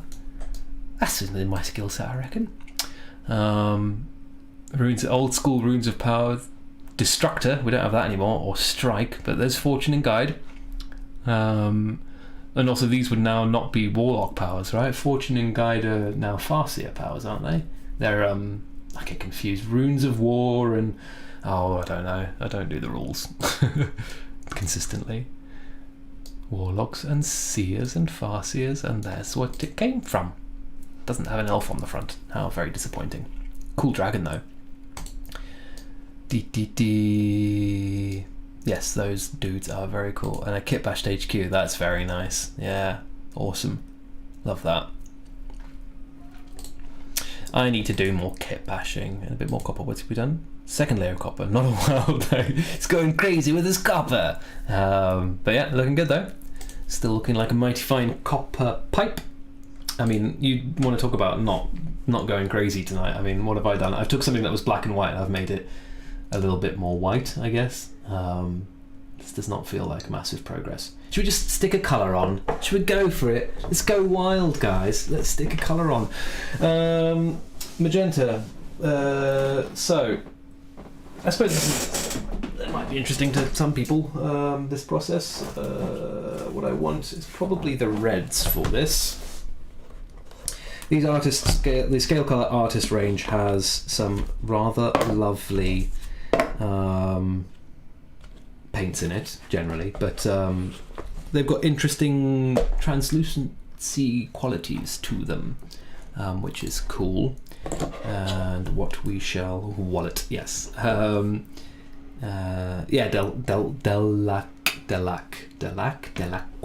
Delac. I'm going to call them Delac. That's actually, I think that's the first time I've ever said that out loud. And I used to do like Necromunda. Like that was something me and my brother, we couldn't get the Warhammer 40k rules in our head, and it was too expensive to get the armies and stuff. And then so one, I don't know, Christmas or birthday or whatever, we got a Necromunda box. So yeah, we were into it. We still couldn't learn the rules. The Necromunda rules are definitely not easier than the Warhammer 40k rules. But Delac was actually going to be the one that I was going to collect, but like so many childhood projects, it kind of didn't go anywhere. I had a lot of like stuff. Like I had like few orcs and a few Eldar and a few epic. I think I had mostly orc epic stuff because I quite liked the little. What are they called? The big orc stompers. Anyway, and I was gonna do Delac, but never did. But now saying it out loud, I realised I probably never said that word out loud. Only ever read it, so that's fun. Beep beep beep. Yeah, do a video. Yeah, okay, yeah. If I get some more warlocks, I want another one because I feel like warlocks should come in threes. I don't like the fact that there's two in the pack. That really bothers me. Like just three warlocks. That's what they look. Two is not into it. GW. That was one of the few things that sort of ruffled my feathers when when all the new stuff. They're great models. I'm not really complaining, but did seem a bit of a what's her face. Van Saar is how I would say Van Saar. So at on the first day and R on the other ones because there's two of them. Darko Van Saar, yeah, that's good. Yeah. With a Z. On what planet, Science Pie? On what planet? Yeah, the Lightning Core is definitely... I'm jumping all over the place in the chats again. The Lightning Claw conversion is very cool, Dargo. We like that. The fur is not hard, by the way. Okay, if you shell out for one of... Is it in here? Yes. Green Stuff World, I think, does them. Grab one of these. You probably know this. Might be speaking to preaching to the converted here. And then lots of water or Vaseline if you're into that on there, and some green stuff that is on its way to curing. So like mix it and leave it for. I don't want to give a number because I don't do it. I've only done it a few times, but leave it for a bit until it starts to get a bit more kind of not as tacky. Roll it out on there, peel it back very carefully so you don't lose any of the detail, and then you cut it down to the shape that you want it, and that's basically it. It's not, yeah. This is coming from someone who doesn't do a lot of sculpting, barely any like gap filling is like, about all I do. And doesn't do a lot of kit bashing, but when I did do this, felt very like doable and easy for someone who was a novice at that kind of stuff. So to ask for Delac, I thought it was Delake. I don't know. Everyone needs to learn the international phonetic alphabet so we can talk about these pronunciations. Yeah, I mean, I say Delac. I don't know. I mean, I say Delac. I'm now saying Delac, having never said it out loud before. Fanzar. Fans are. No one's going to behave whilst you're away, Science Pie. We're going to mock you for your strange pronunciations. I don't know if he going to watch this back. No, that's yeah. It's I thought it. I like I say, if someone who is not would definitely not consider themselves a particularly skilled modeler or any of that stuff. All right, it did not seem Q. Okay, de la Q could work as well, but there's something about QUE at the end of words that makes me want to say K, not really pronounce it, as it were. There we go. So what was I was saying about these paints? They've got lovely sort of transparent quality to them, which it can be a pain in the backside for certain applications, but for other applications it's very nice, like this one, which is working in transparency over a lighting sketch. They're pretty ideal for it.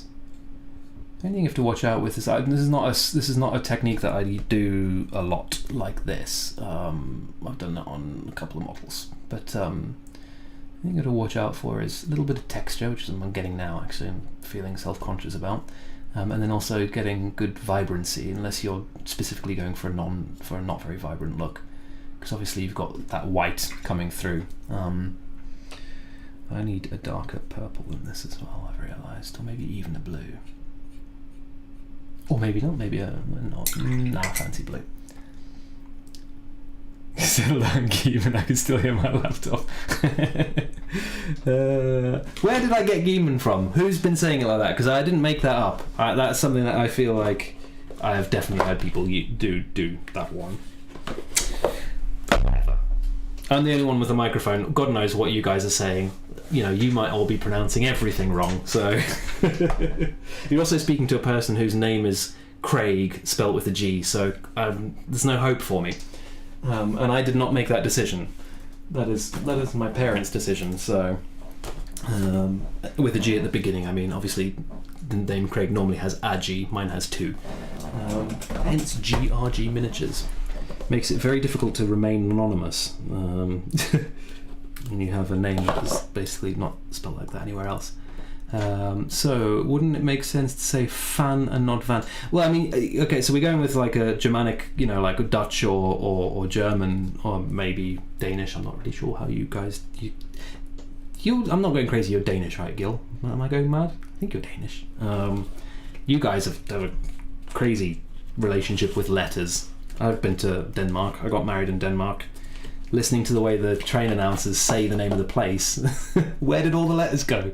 There's 15 syllables in that station name, and you said 2.5. You have been here, so you know how we speak here. Exactly. Yeah, that's what I was saying. It's just. So we're all agreed. Fans are. No, not agreeing with that. If it's fans are, then it's Gearman. I mean, fan works because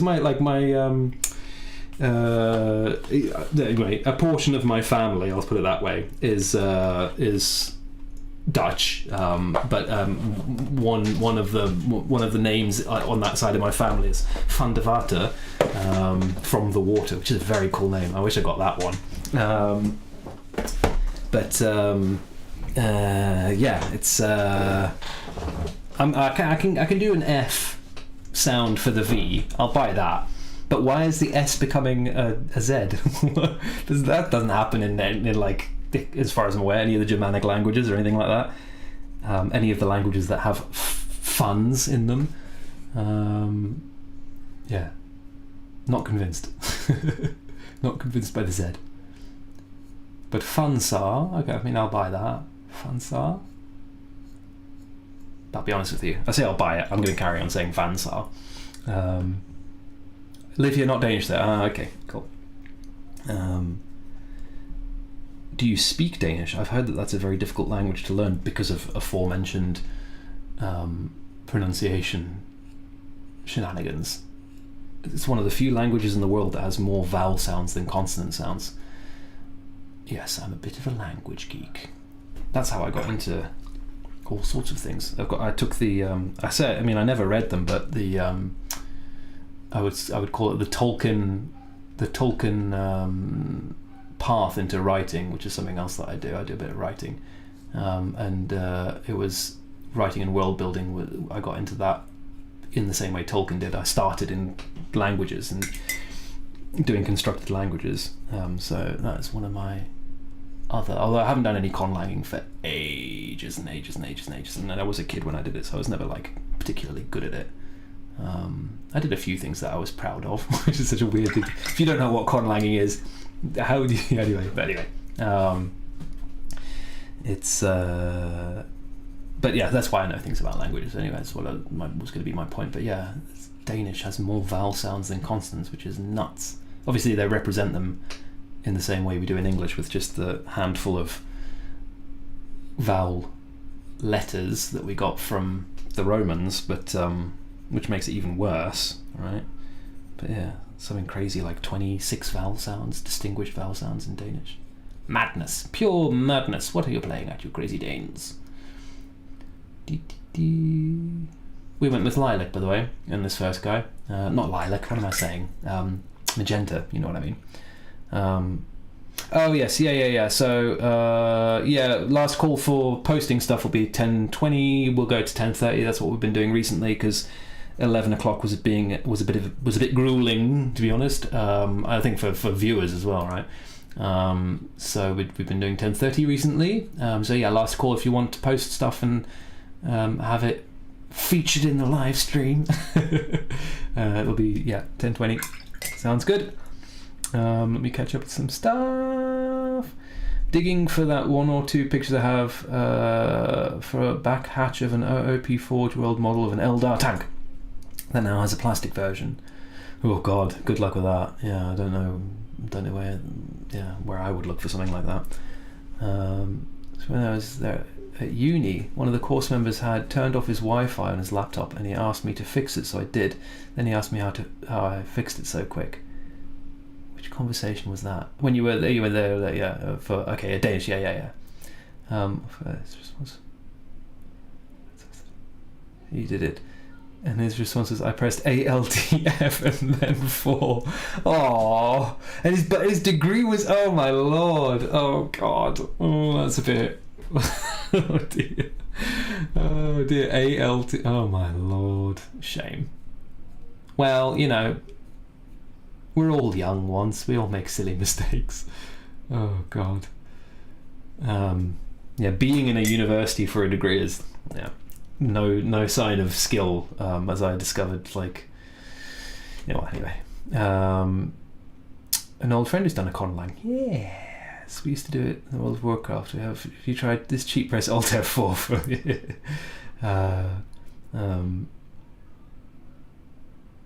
yes, we were definitely going into goblin mode. This purple Gil is where were you 2 minutes ago? It's the scale color artists. So I'm just kind of messing around with these, and then I've thrown in. Where did I put it? Did I put it back? I must have put it back in the box. I've thrown in some Prussian blue from the same series, but different box from the blue box, because they sell these in color sets. That's what we're doing. These two colors, magenta and purple, and the magenta is quinacridone magenta. It's PR122, as you can see there. So this is the same magenta. This is the thing that's so nice about artist grade paints, guys.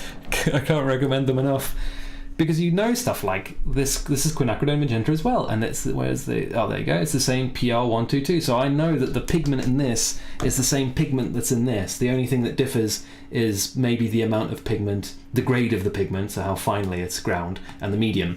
But I know it's going to be basically the same color, right? Which makes my life easier, makes me happy. But obviously, I use a bunch of hobby paints and stuff as well. There's nothing wrong with hobby paints, but splash out on a set of artist grade paints sometime, because it is a different experience. I would say it's a good Christmas present, right? I mean, well, except now I'm thinking about it, it's quite expensive. You've got to have wealthy and or pretty generous Christmas gift buyers to get artist grade paints, actually, because they're not more. I wouldn't say they're more expensive than hobby paints, because you normally get a lot more in the tube and you get a lot more bang for your buck because they're much more heavily pigmented, so they go further. But they are like an airbrush. They're a bit more of an upfront investment. I like them. Cannot deny. It was his second year, and he was, oh my lord. No, that's pretty. Again, though, I mean, right. So what I was holding back on saying, because I don't want to, like, it's difficult to talk about this kind of thing without it slipping into sort of parody accents and that kind of stuff.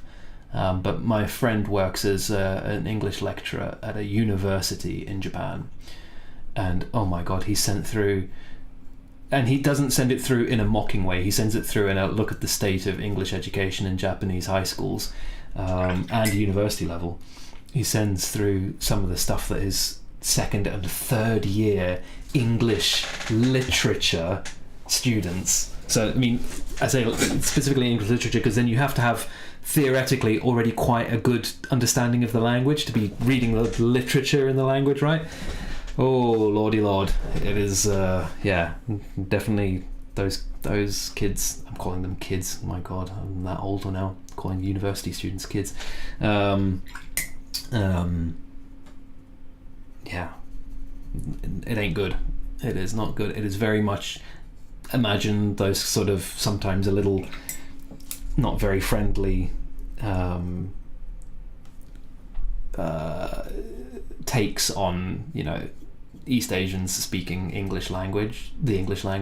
Imagine those stereotypes. That's pretty much, that's kind of how they're writing. So yeah. But you know, I don't blame them per se. Well, I mean, you know, like there's lots of Japanese people that speak good English, so it's obviously possible to get through the Japanese education system and still end up with good English. But yeah, they just need to do better language. But we do in the UK as well. The language teaching in the UK is pretty pants, considering most British people come out of it monolingual, which is the unusual thing in the world. I will remind you, Britishers. It's more unusual to be monolingual in the world than it is to be bilingual or even trilingual. Beep, beep, beep, beep, beep. They are though, kids, yeah. My wife just says I have enough crap already. Yeah. DD, no worries about the clarity. Okay. Although, actually, yeah, so the thing about these ones in particular is that I think, like, one box is, I'm going to get this wrong, but it's between £20 and £30, which is, you know, not an unreasonable Christmas gift, I think. But the thing is they come in, like, there's one box which is, like, the primaries, they call it, or something, which is, like, you know, like red, green, blue, and black and white, or whatever. So, like, it's old school painting primaries, I think, that they've put in it, rather than like modern CMY primaries. And then all the other boxes are color coded. Like this is the red box, so it's got those two magentas, a dark violet, orange, red, and a red ochre. So if you want them, then it ends up being like, how many? 1, 2, 3, 4, 5, 6, 7, 8. I've got 8 of the boxes, so that we're looking at like 100 quid. But yeah, I mean, yes. There's lots of reform that could happen in the education system in the UK. I do agree. I'll PM you a pic on Discord. What kind of a pic? Oh, of all your crap. Yeah, okay, yeah. I suppose that's not for me to share. Then I won't show that on the thing. That makes more money than you, yeah, or husband, whichever way you swing. And my wife says crap. DDD, bad luck lately. DD can't have too many models or paints. Yeah. Yes. All right. So this guy's looking very, very purple. Look at you, mister. Looking rather fabulous in your pinky purple outfit. There's a little bit more water to that. You know, if I get some colour on these guys, then I'll be happy, I think, for tonight. What time is it even? 10? Oh, wow, okay. we are sort of headed into final territory, aren't we?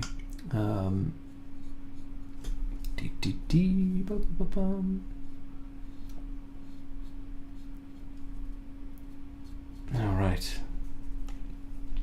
And my chats are getting slower. That happens. I can share it. Okay. Just sent. Thank you very much, me one live on the topic of bad English. All right, should we have a quick? Let's have a look. See. Let's see how much stuff has come through. We get a little bit there. And Dargo is sending. Oh my lord! I can't even. Oh my god! Oh my god! I'm not going to share that one, Dargo, just because I'm not going to share that one. But good God, wow, that's some pretty remarkable use of the English language. Certainly, I will agree. Yeah, that's yeah, wow. I mean, it's difficult because I've been, as someone who's kind of had an interest in linguistics from pretty early on, I went off the idea of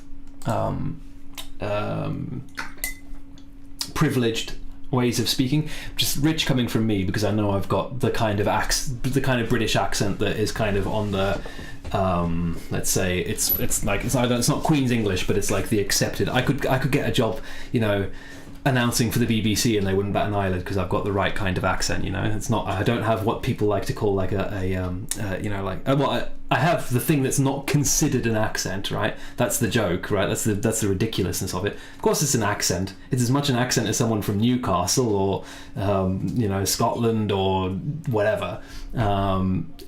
It's just the one that's kind of been privileged in culture, right? To be like the default accent.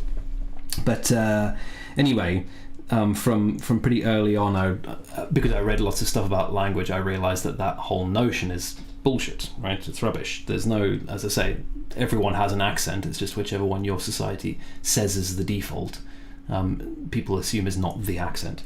So I try and be sort of like, when people are using like unusual spellings that represent their accent and that kind of stuff, I tend to be for it, because like, why not? Especially if it's informal, posting to social media and what have you. A little bit of standardization, or standardization in formal writing is probably a good thing for a society. But that what you just said through to me, woof.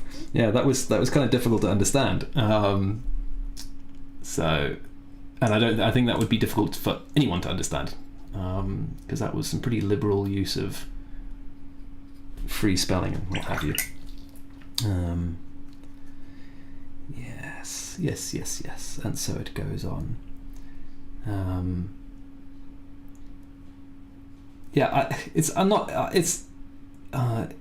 not sharing it because it's not funny. I'm aware that I'm the one who's got his face on there, and if someone's like, oh, GRG Miniatures mocks people on social media, that's the only thing I'm worried about.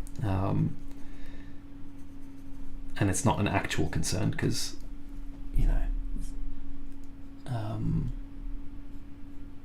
that wouldn't be a valid criticism. I don't think. I don't mock people on social media, but I just don't want to avoid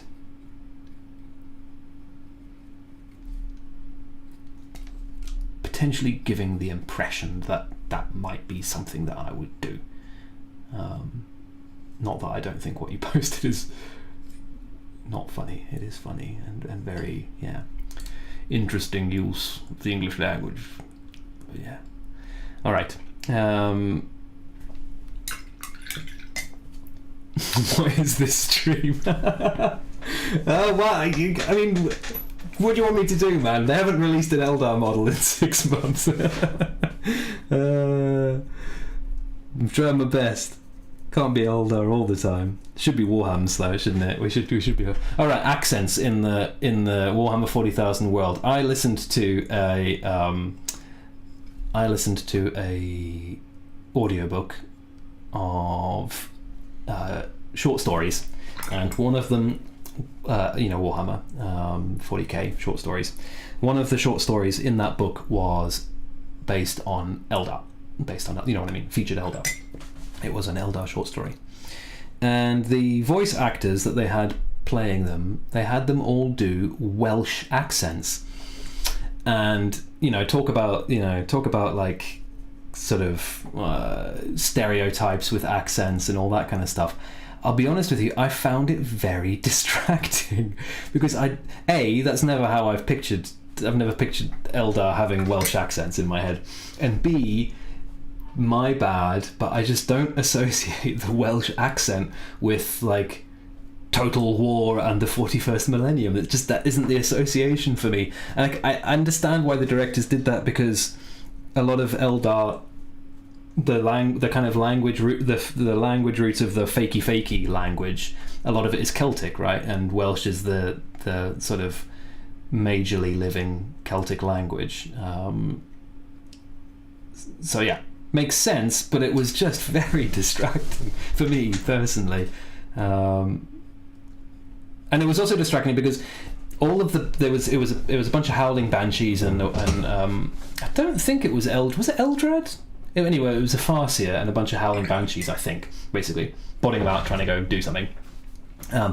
Maybe it was more than one story actually. Anyway, I don't remember. But the thing that was also weird is like the Farseer and like some of the other kind of, let's say, higher rank Eldar all had my accent or like a posher accent than me, but then like the troops all had these like funny Welsh accents. That's my memory of it. I mean, maybe I'm so anyway, that felt a bit like, what's going on there? why do the Eldar have the British class structure? That doesn't make any sense. Anyway, so how do you picture an Eldar speaking English? What does that sound like in your head? What accent would that be? There you go. I've made it about Warhammer. And I've made it even about Eldar. So I hope you're happy. Ding, ding, ding, ding, ding. Filling in some purple things. A little bit of magenta to make my soul feel good. Bum, bum, bum, bum, bum. Everything but Eldar. Terry Pratchett is a classic example of slang words, accents, and poor spelling in his books. He was. Love Pratchett, yep. I mean, I haven't read it in ages. Maybe I don't love it anymore. I read it when I was a kid, but I remember fond memories of Pratchett's stuff. Discord needs a meme section, yeah. Needs some... you get 5 free server... what's-her-faces now? I spotted that on Discord the other day. So someone who's more talented than me needs to make some smileys, some emoticon, because you get 5 of them. Everyone gets 5 now, I think is what I read. I read it quickly, so I wasn't paying too much attention, but that seemed to be the gist of what it was saying. Normally you'd have to pay for that. You'd have to pay for Nitro or whatever the hell it's called. The paid version of the thing. It's looking very purple. Look at him. It's lovely. But yes, memes and what's-her-faces. Memes and custom emojis.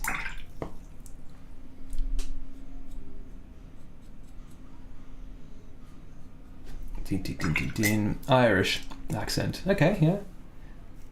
I used Welsh names for pretty much all my custom characters. Yeah, I mean, that makes sense, right? But the Welsh language and the Welsh accent in English are 2 different things, right?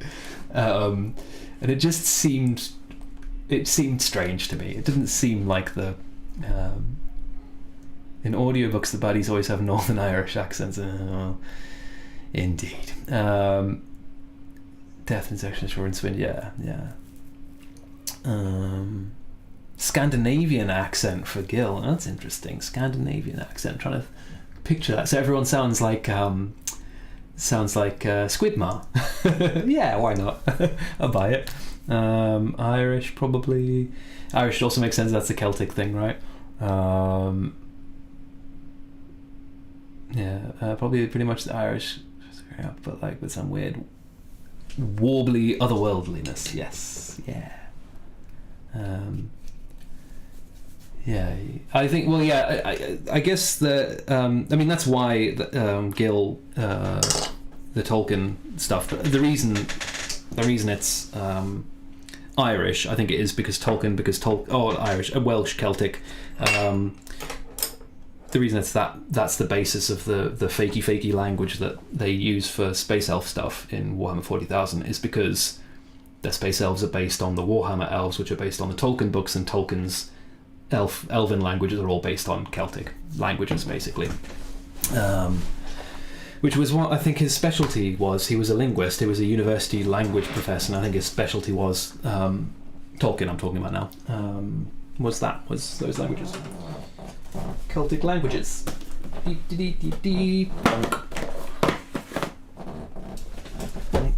All right. So I don't. Oh, it's not right, is it? I really don't want to mix the base coat. So have I got anything in here? Beep. Ah, there we go. Nice try, paint set, hiding a turquoise in the blue set. You don't fool me. It's not quite the same. Let's have a look. I don't want to use this one because that's Gil's colour and I'm not allowed to use it anymore. No, because although this actually looks like one of the few paints in the set that doesn't have a lot of transparency, so let's have a look. Thin it out. No, it's good. It's not quite as. It's got white in there somewhere, I bet. Nope, it does not. I'm a liar. It's a little bit bluer than that, right? Maybe this does have good transparency. Let's have a look. I didn't shake that. Well, yeah. So the actual. I'll try boyo. Indeed. That's you were asking about what Welsh people sound like. Kate. I'm not going to try and do a Welsh accent, but stereotypically, a Welsh person would call someone boyo.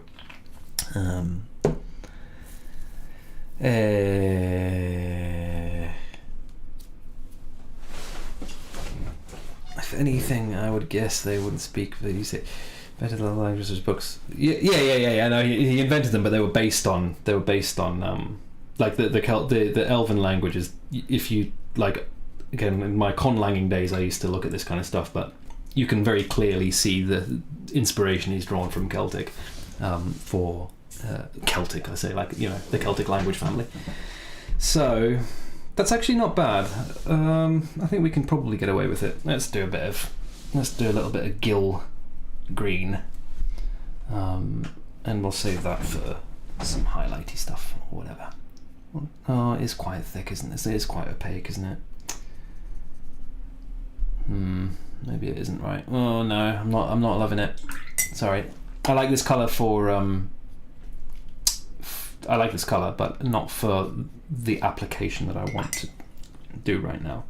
Not for the type of painting that I'm doing right now. It's not the right kind of paint. Again, unfortunately, it's a hobby paint problem. So it being opaque is neither here nor there, but you can't thin it down enough. These two paints, they have a similar opacity, but because this one is artist grade, it's got a lot more pigment and a lot finer grade pigment in it, which means I can water it down to the opacity that I want without it splitting, which is what just happened to that paint, which is why I suddenly changed my mind on it.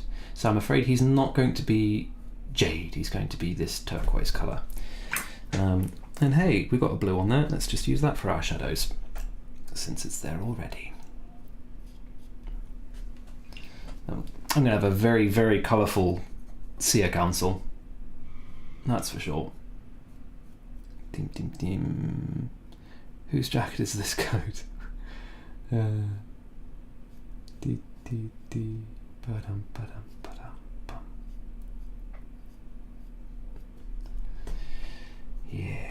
Yes.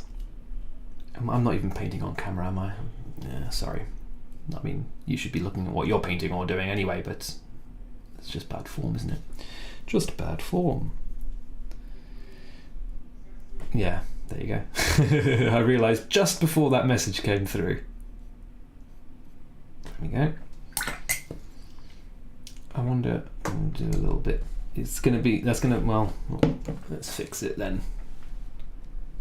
Because I would like to be comfortable as I paint. There we go. That's better. That's better for me and you. It's 10 past 10. 20 minutes of the stream left. If you want to show off what you've been working on, then post it before 20 past. Dee dee dee dum ba dee dee, loo dee dee dum ba ba boo. Bit of green here, bit of green there, bit of green everywhere. Building, not painting. Yeah, fair enough. Fair enough. And you've got a bit more leeway to look at other things when you're building, right? Bum, bum, bum, ba dee dee dee dee dee. I feel like having a little bit more of that colour down here. This is a very relaxing way of painting. This I don't know why, but splitting out the light portion of the painting and the colour portion of the painting feels quite like. Also, to be fair, this is just I think these models are quite relaxing models to paint because you've just got these lovely big areas of cloth, which I am quite a fan of painting cloth, and I like it more the more I do it. Good volumes on cloth. I'm making a bit of a hack of this one. The other one was looking better, but we'll get it. We'll work it out. It'll all come out in the wash, don't you worry, little warlock man, with your little pouch of runes. And your other little pouch of mystery. The warlock's mystery pouch. I don't know what. I know I said I thought that the Welshifying of the guys felt weird to me, but I don't know what I pictured. I don't know how I pictured them speaking. Oh, that's the other thing I was going to say. So there was something about Eldari language in at least one of the old codexes. I remember there might be something in the new codex as well, the newer codexes, but.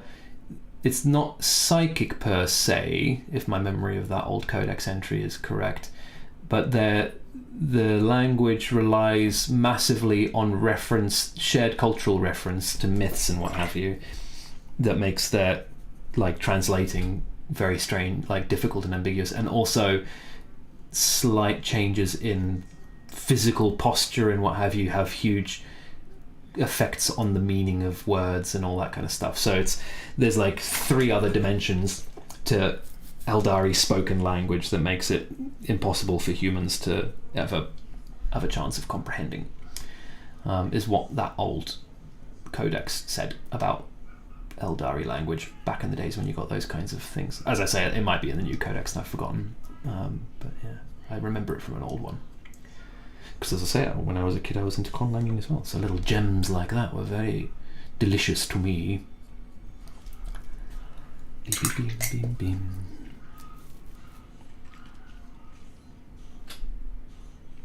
Ice your knee? What's happened to your knee, Pergoga? What's happened to your knee? I do remember you were here last time. I'm sorry, I was now I remember your name, because I remember thinking Pergoga.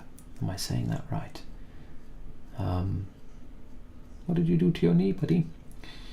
I hope you're okay. Oh yes, look at that. Very green. I mean, not very green, but very, whatever, turquoise. This front part's not very turquoise, those are grey. There we go. Beep, beep, beep, beam, beam, beam. Getting very little done today, but got over the hump of starting, and that's what you really needed. Good. I like the sound of that. It's not always about blasting through loads of stuff, right? Sometimes it's just about getting the ball rolling. I need to do less ball rolling and more finishing though of these elves. I think it's going to be a stream. I think one of these streams is going to be like me finishing all the crap I've started. I think I even said that last time. Now that I think about it, we're into the Greg is repeating himself portion of the live stream. I'm having a lovely time again tonight, guys. I do enjoy these. Oh, you guys are great. But it's true. I mentioned that in my last video, that it's been genuinely really lovely having a little community develop, or being part of a developing community of painters and friends and Eldar loving people and all the rest of it. It's just nice. Isn't it nice to have buddies? The mythic cycles, yes, and subtle body language stuff, yes. A bit like aliens in Darmok and Star Trek 2. That rings a bell. What was that? Was that a Next Generation thing? Because that's the series I've seen the most of. Back when Star Trek episodes were still all sort of self-contained allegories, I like that Star Trek. That was, I like Deep Space Nine, which is where to me it sort of started changing into kind of more like a space drama, and then Voyager was like that as well, right? And the sort of continuing storylines and stuff. That's cool as well, but I did really like it. Like the thing about I never got into Enterprise, the original Star Trek, but but I think that was like that as well, where like each episode was kind of like a little self-contained metaphor for something. That was fun. Anyway, sorry, what you said rang a bell, that race.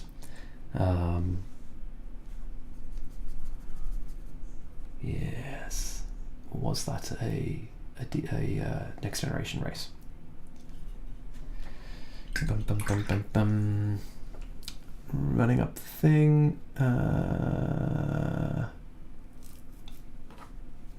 Yeah. Dislocated it 9 days ago. Oh, for the 4th time. Oh, that doesn't sound good. When you dislocated something once, it becomes easier to dislocate it again, right? I think I remember that because my mum dislocated her finger falling over walking the dogs a long time ago when I was like at school. And I seem to remember that being a part of the discussion when she did that. It sucks, man. I'm sorry to hear that. I hope you're feeling all right. I hope it's not too bad in terms of pain and all the rest. Because that is no fun at all.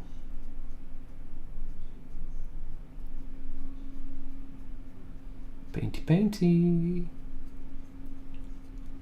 Don't know how to segue away from sending my condolences to an injured friend. And now look at this model that I'm painting.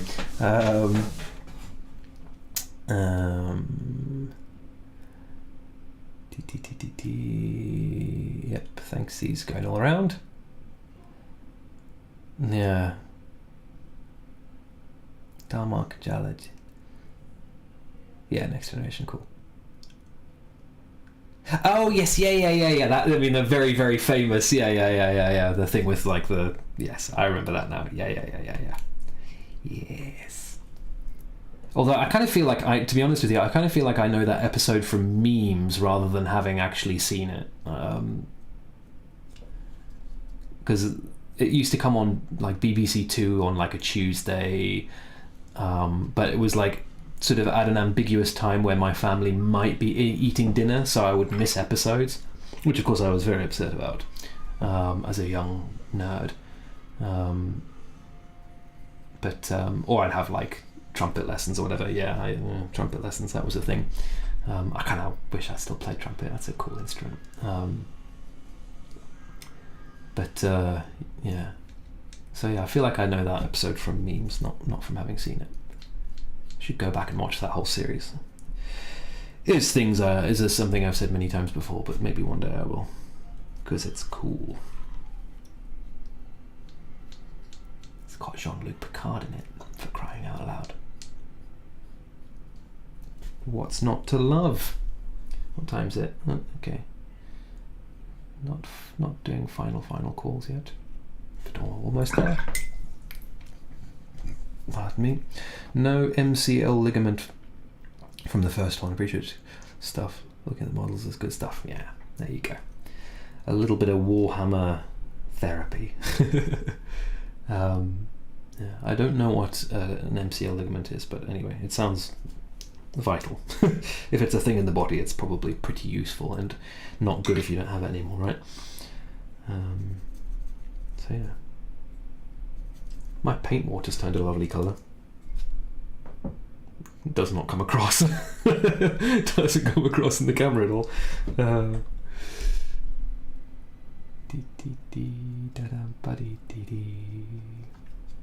It just looks like mud, which is what paint water normally looks like, but I promise you, in real life,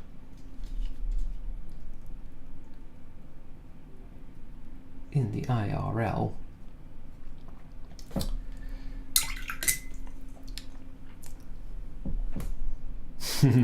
that's cute. I'm responding to Dargo's little treat of having the TV on as it in dinner.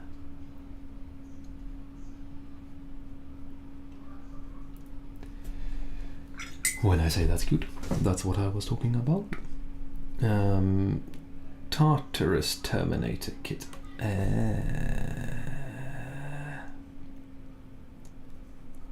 feel like I missed something here, but anyway. Right. Yeah, I will. Yeah, I think. I mean, yeah, as I say, I kind of want to watch the whole series, but it's caught my attention for that very reason. Before K, you know, as someone who's like historically not really anymore, but I'm still on the conlanging subreddit actually, and I still kind of check out people's posts on there every so often, but I don't do it myself anymore.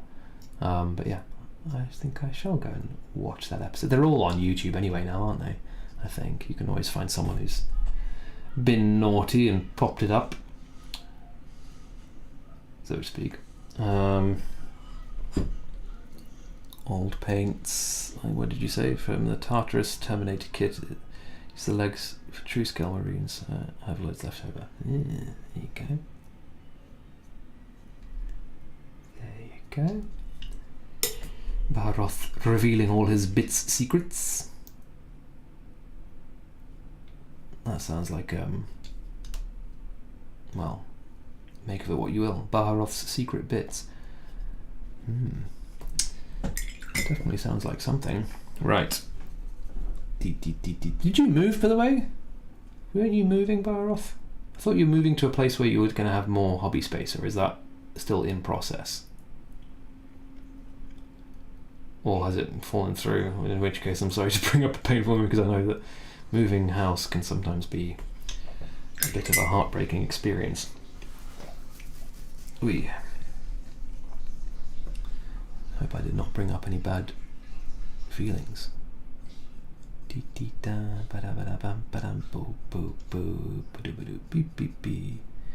Alright, it's 23 minutes past. That means you need to get in your pictures if you haven't already, if you want to share what you've been working on, because